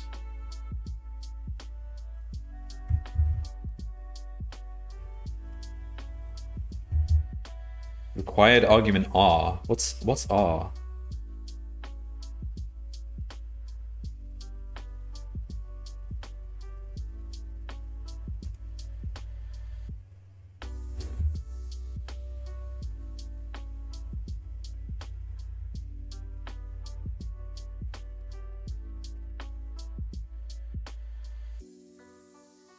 Is it not just combinations for all? Hang on.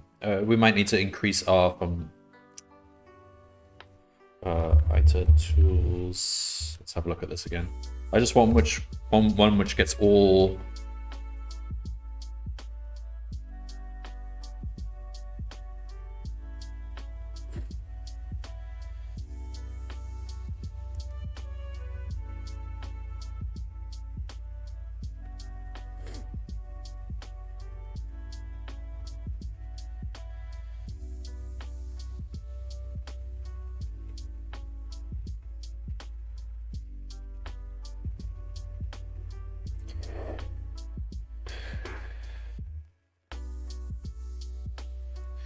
All right, well, I think we just have to vary R. In that case, we can't really do it as one-liner, not cleanly. Fine. All right, for R in range.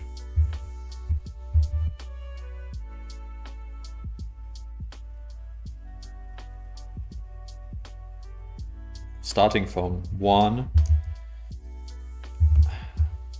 and including length containers.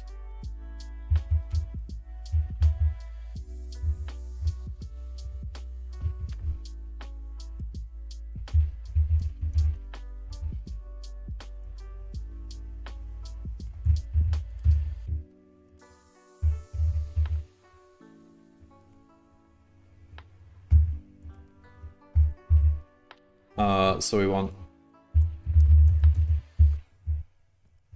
count plus equal, so we want sum z is 150.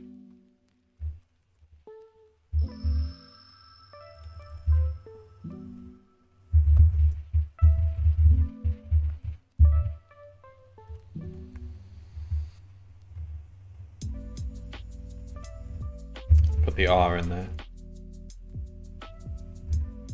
4372?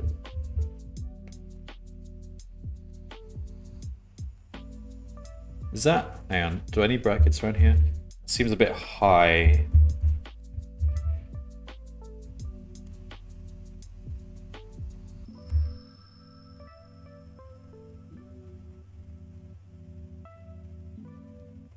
Four, 3, 7, 2. Maybe? Seems a bit high, to be honest.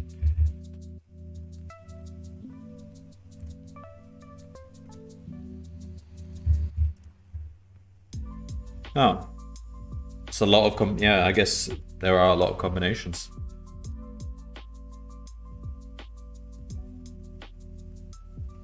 While playing with all the containers in the kitchen, another load of eggnog arrives. The shipping and receiving department is requesting as many containers as you can spare.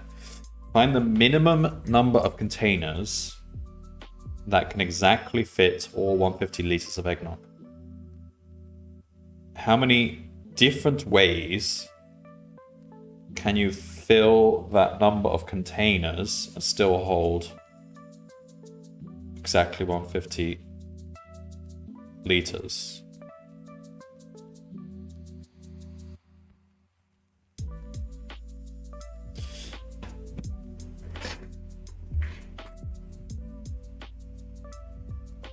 Oh, okay, fine. This is easy.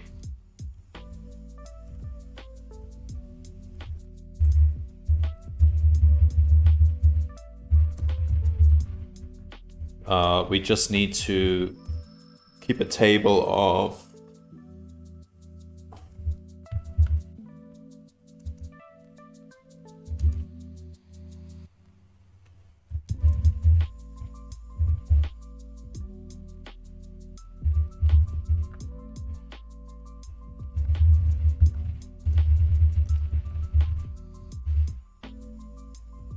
so whenever we find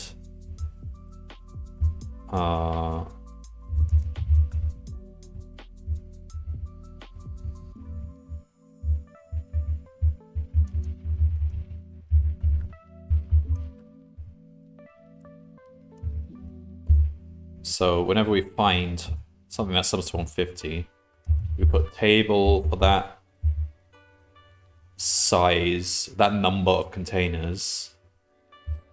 We add 1.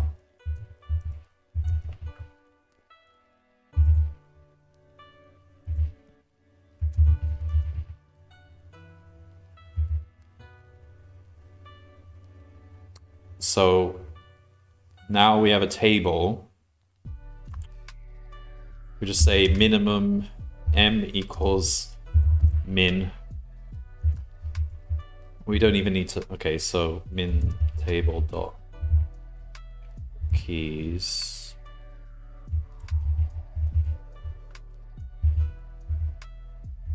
print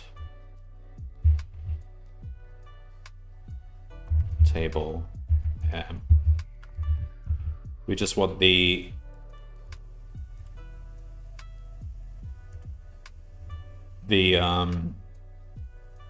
number of combinations of m containers, where M is the minimum number of containers that can sum to 150. Oops.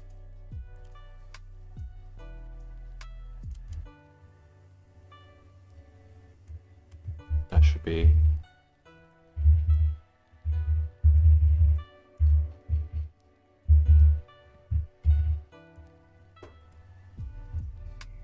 Four? It's just 4. That's plausible.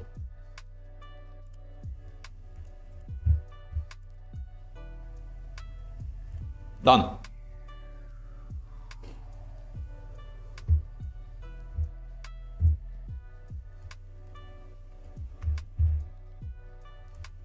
We're on to 18.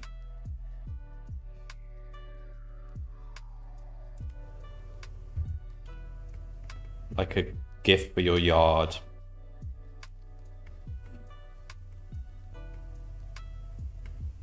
After the million lights incident, the fire code has gotten stricter. Now, at most 10,000 lights are allowed. You arrange them in a 100 by 100 grid.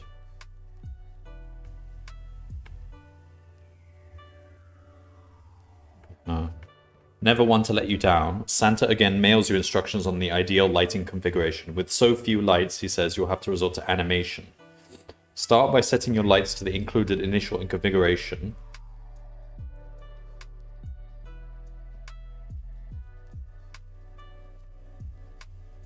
So hash means on, dot means off, okay. Then animate your grid in steps, where each step decides the next configuration based... Oh, so this is like Game of Life, Conway's Game of Life or something, based on the current one. Each light's next state depends on its current state and the current states of the 8 lights adjacent to it. Lights on the edge of the grid might have fewer than 8 neighbors. The missing ones always count as off. Alright.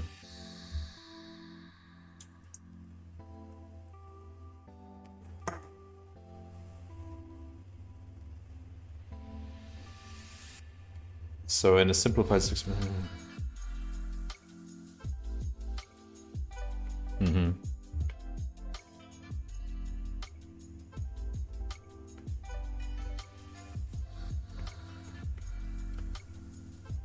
Two or 3 neighbors are on, turns off. Exactly. Okay, fine. Yeah. I get it.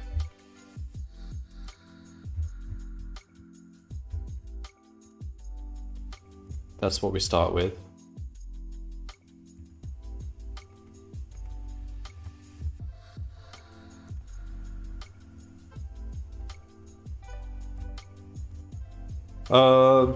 Seems easy enough. Just 100 steps, that won't take long. It'll take a while, but it will terminate.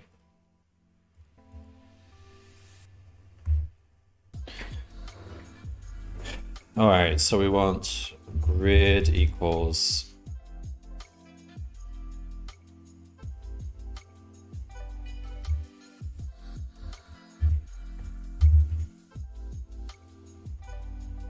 hello, certified lover boy. So we want to just first put that into the grid. Let's just say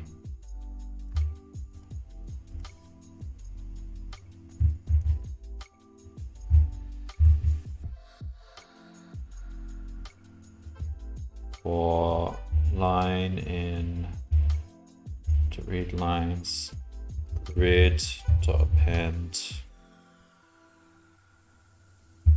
just stripped off the new line character. So now we've got the grid.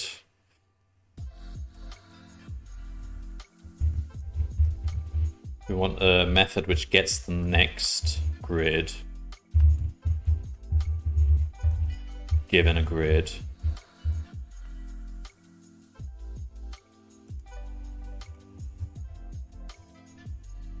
What is the... That's 100 by 100, okay. So basically,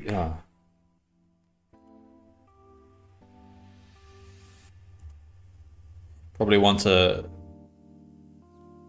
a helper method here. Define get neighbors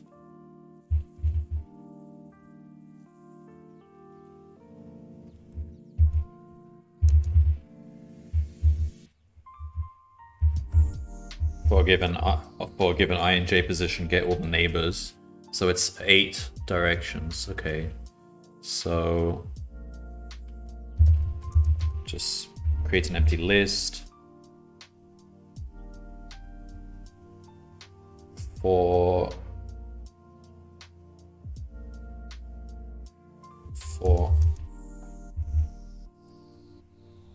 di in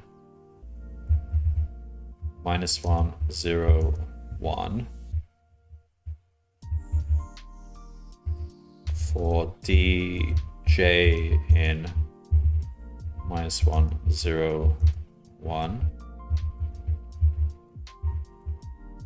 new I, new j equals I plus di j plus dj. So that's the new neighbor, but if it's 0, 0, we skip this one. If di equals 0 and dj equals 0, skip that one. So new I and new dj. All right, so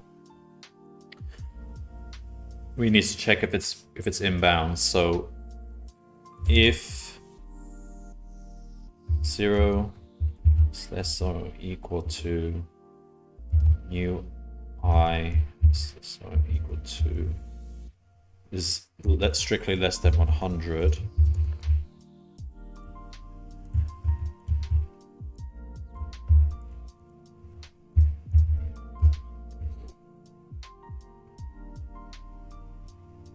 Let's just do this. Yield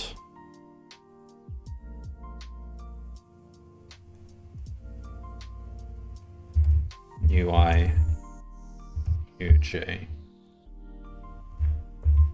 Oops.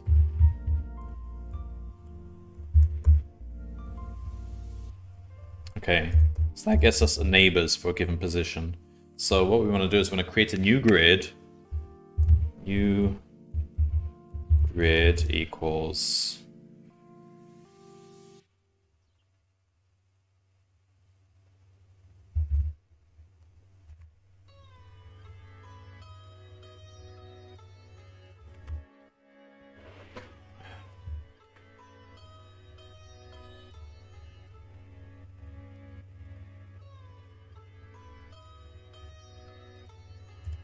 let's not use strings, just use lists of characters. So we want list, cast that to a list. That way it's mutable. New grid equals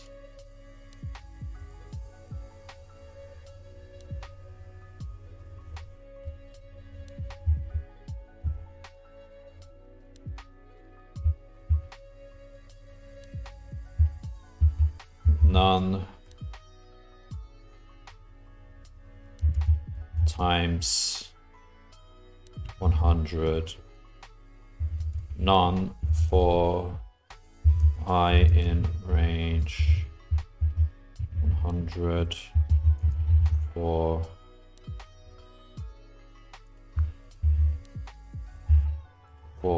j in range 100. Okay, so create a new grid. All right, now we need to apply the rules. So let's say for I in range 100 or j in range 100. So we look at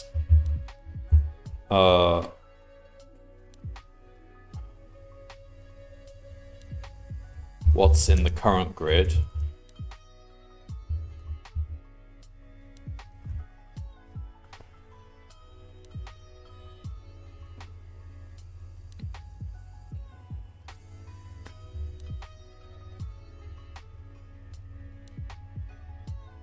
All right, so the rules are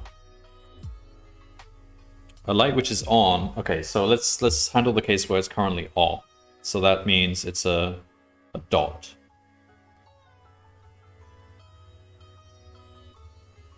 Well, no, let's start with when it's on. So it's a hash. So if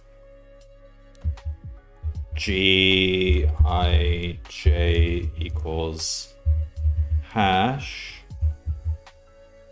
All right, so we're looking at something which is on. So it stays on when 2 or 3 neighbors are on and turns off otherwise. Okay.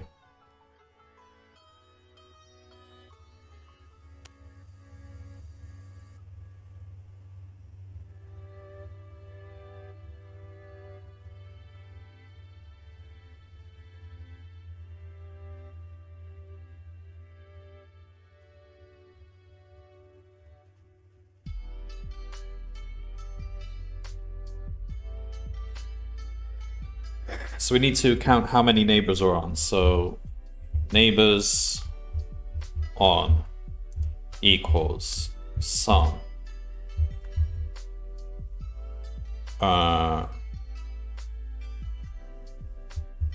grid, G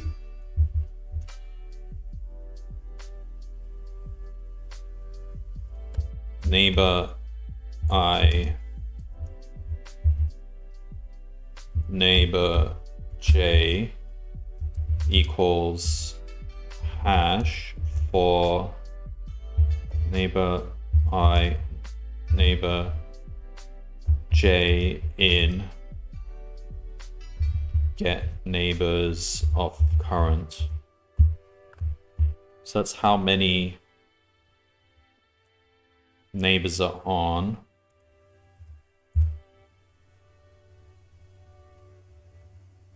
So the new grid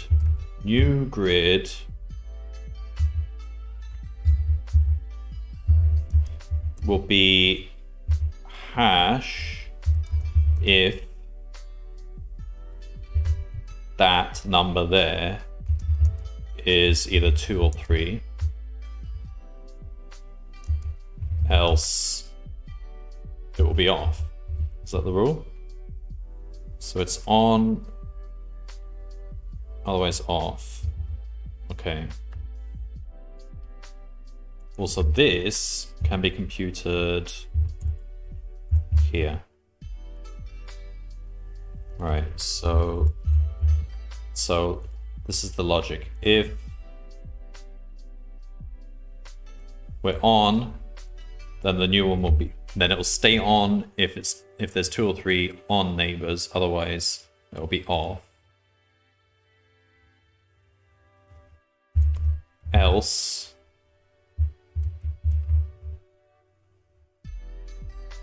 hello, Count Oren.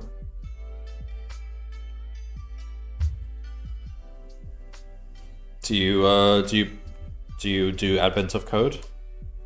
So a light is off. It'll turn on if there are 3 ons, otherwise off.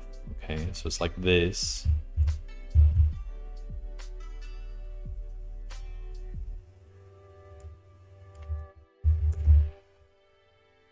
Else off. All right. You do? Have you done 2015? The first one? All right, now we should have populated the whole new grid, so just return new grid. So then, what do? We do 100 steps.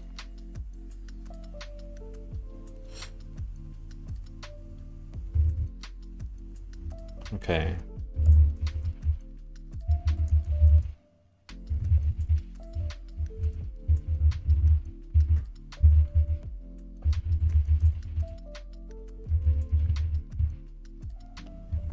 So just get the next states for each of those.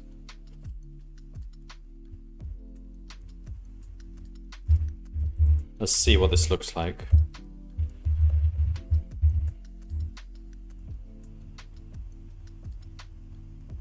It'll take a while because this is... Okay, there we go. Does that look plausible? There are some ons, so it's plausible. I did 2022 until day 8 and got pulled by other forces. Fair enough. Yeah, I did 2022 live. I managed to keep up, although a few days around the middle I kind of lagged a bit for a few days, but it was good. It was harder than this one. 2015 seems easy by comparison, so I think they got harder over the years. 2021 random ones. Want to compare day 7? What for 2015? Let's have a look. Where's my 2000? Where's my 7? Is this one?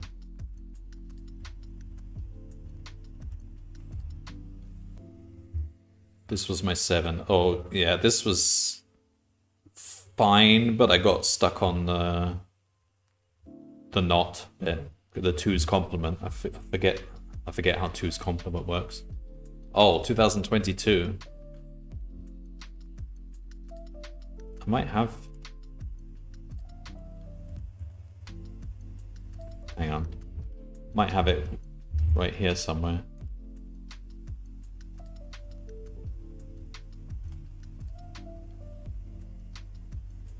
Number 7.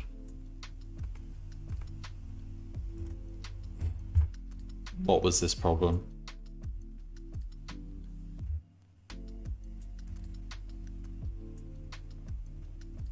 Something about used disk space. Folder space. I don't really remember.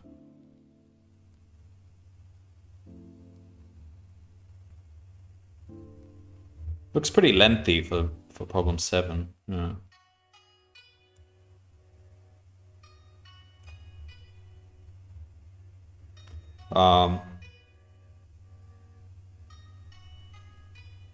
Interesting. All right, well,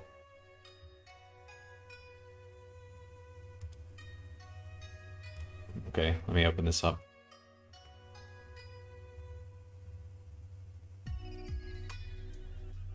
So you were using... What language is this? Oh, nice. That's quite compact.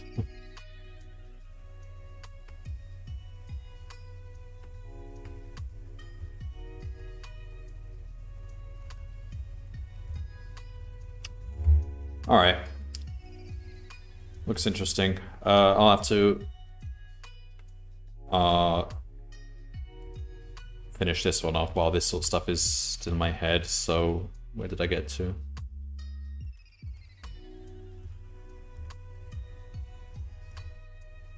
Print grid. Oh, now we just got to count the number of lights. Oh, it's in Haskell. Oh, nice. I did do a course in university where we did Haskell. I remember currying functions and stuff like that.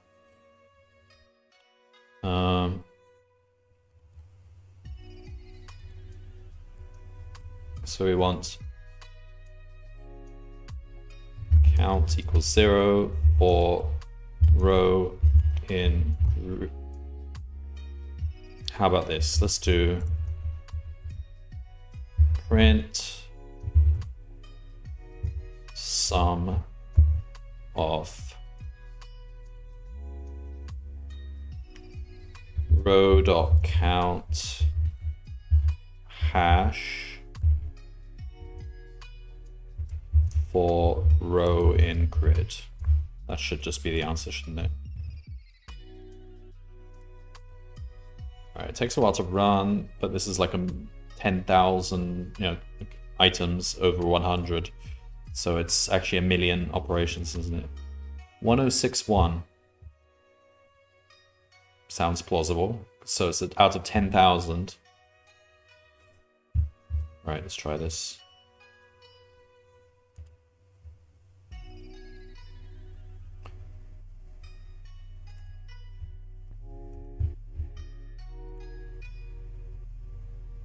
Correct.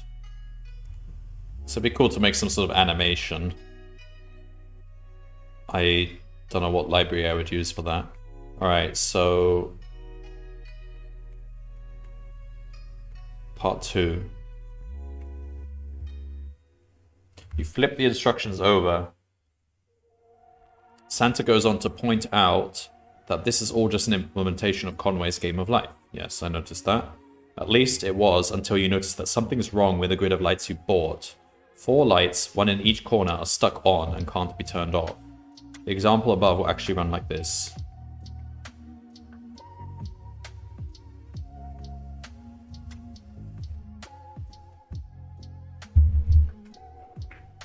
Okay, easy enough. We just override the 4 corners.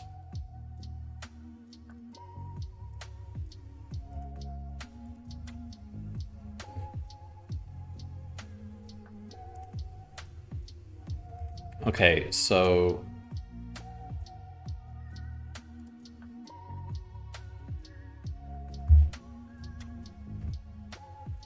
just make a fresh grid, I guess. Just copy all this.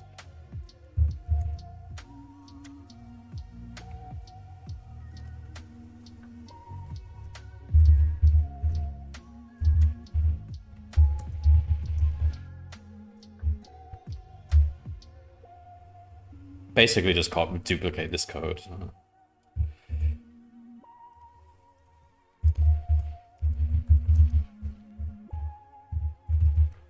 So get a new grid.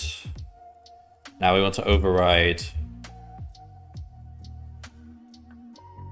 grid 0, 0 equals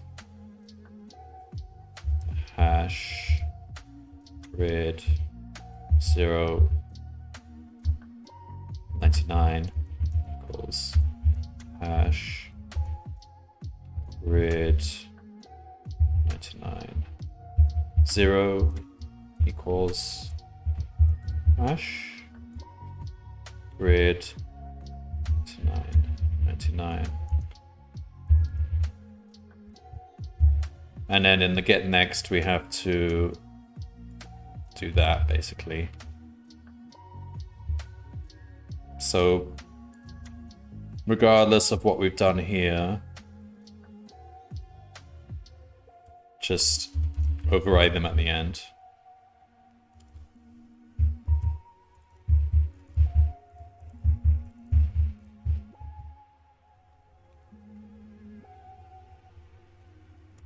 And then just do that all again. Is that all we need to do?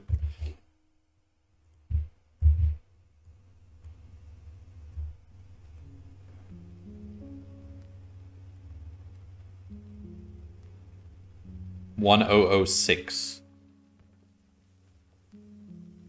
Interesting. So that would lead to fewer lights on, even if we're including those lights in the count. Yeah. Yeah, could happen.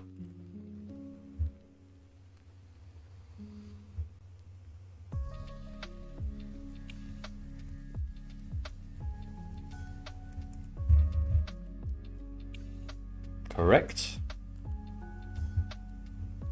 All right, I might 6:30. Should I go for another one? Tempting.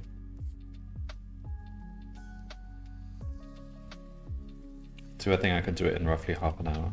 Probably.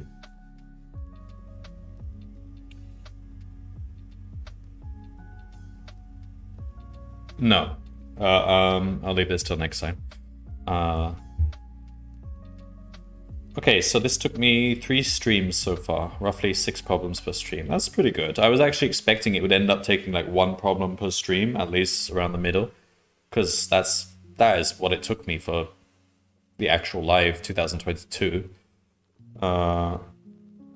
Sometimes it took me hours and I had to run until the next day on certain problems. So yeah, difficulty is undoubtedly lower for 2015. This was kind of, a lot of these are really warm-up problems. Just a case of just trying all permutations, or in this case, executing an instruction 100 times. Didn't need to find any smart, clever ways of of doing things. For example, there were some graph problems last year that were pretty tricky. You had to really notice some smart ways of speeding things up. Here it's pretty much just, you know, brute force it, execute this set of steps fully. It seems to work so far. I've not felt that I needed to be clever in any of these, just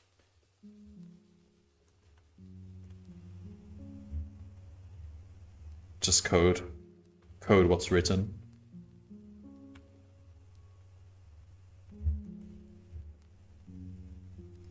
So yeah, that's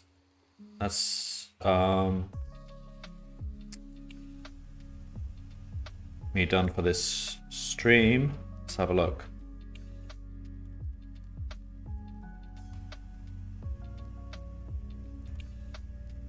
This is my leaderboard if anyone wants to join. If you want to join, then this is the code you have to enter here.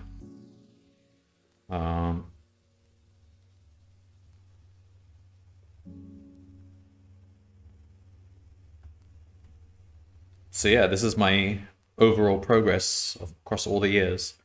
These 2 years, 2020 and 2022, I did them live.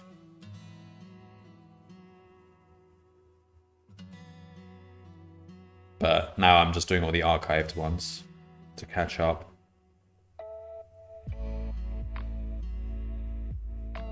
Yep. Good stuff. I mean, if the difficulty is at this level, I could probably race through these first ones pretty quickly.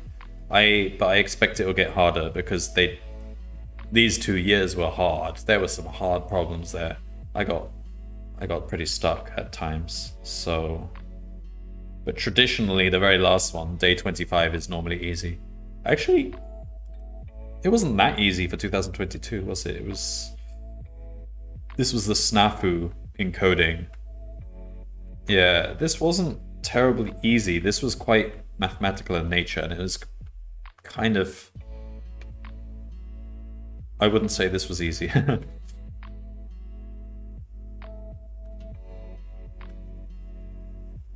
some of 2020. All right.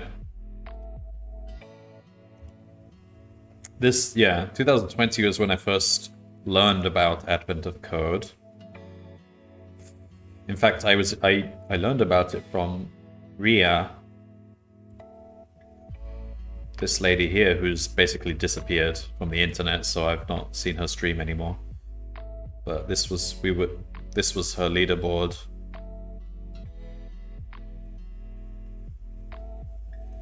But yeah, and 2021, I don't know what happened. I guess I forgot about it because I forgot to do it.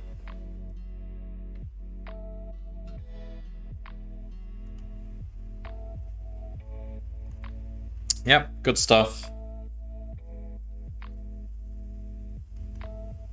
All right. I think I will need to go get dinner. I'll probably be back on tomorrow around the same time frame, I guess. Maybe I'll be able to finish the 1, 2, 3, 4, 5, 6, 7, the final 7 that stream. Yeah, possible. Alright, well, thanks for watching. Thanks for stopping by, Count Oren, and the others, Certified Lower Boy, Slippy Goat, if any of you are still around. I'll carry on tomorrow, and hopefully we'll get this mysterious image complete. Like, I have no idea what it's going to be so far. We need more information. Alright. Bye-bye.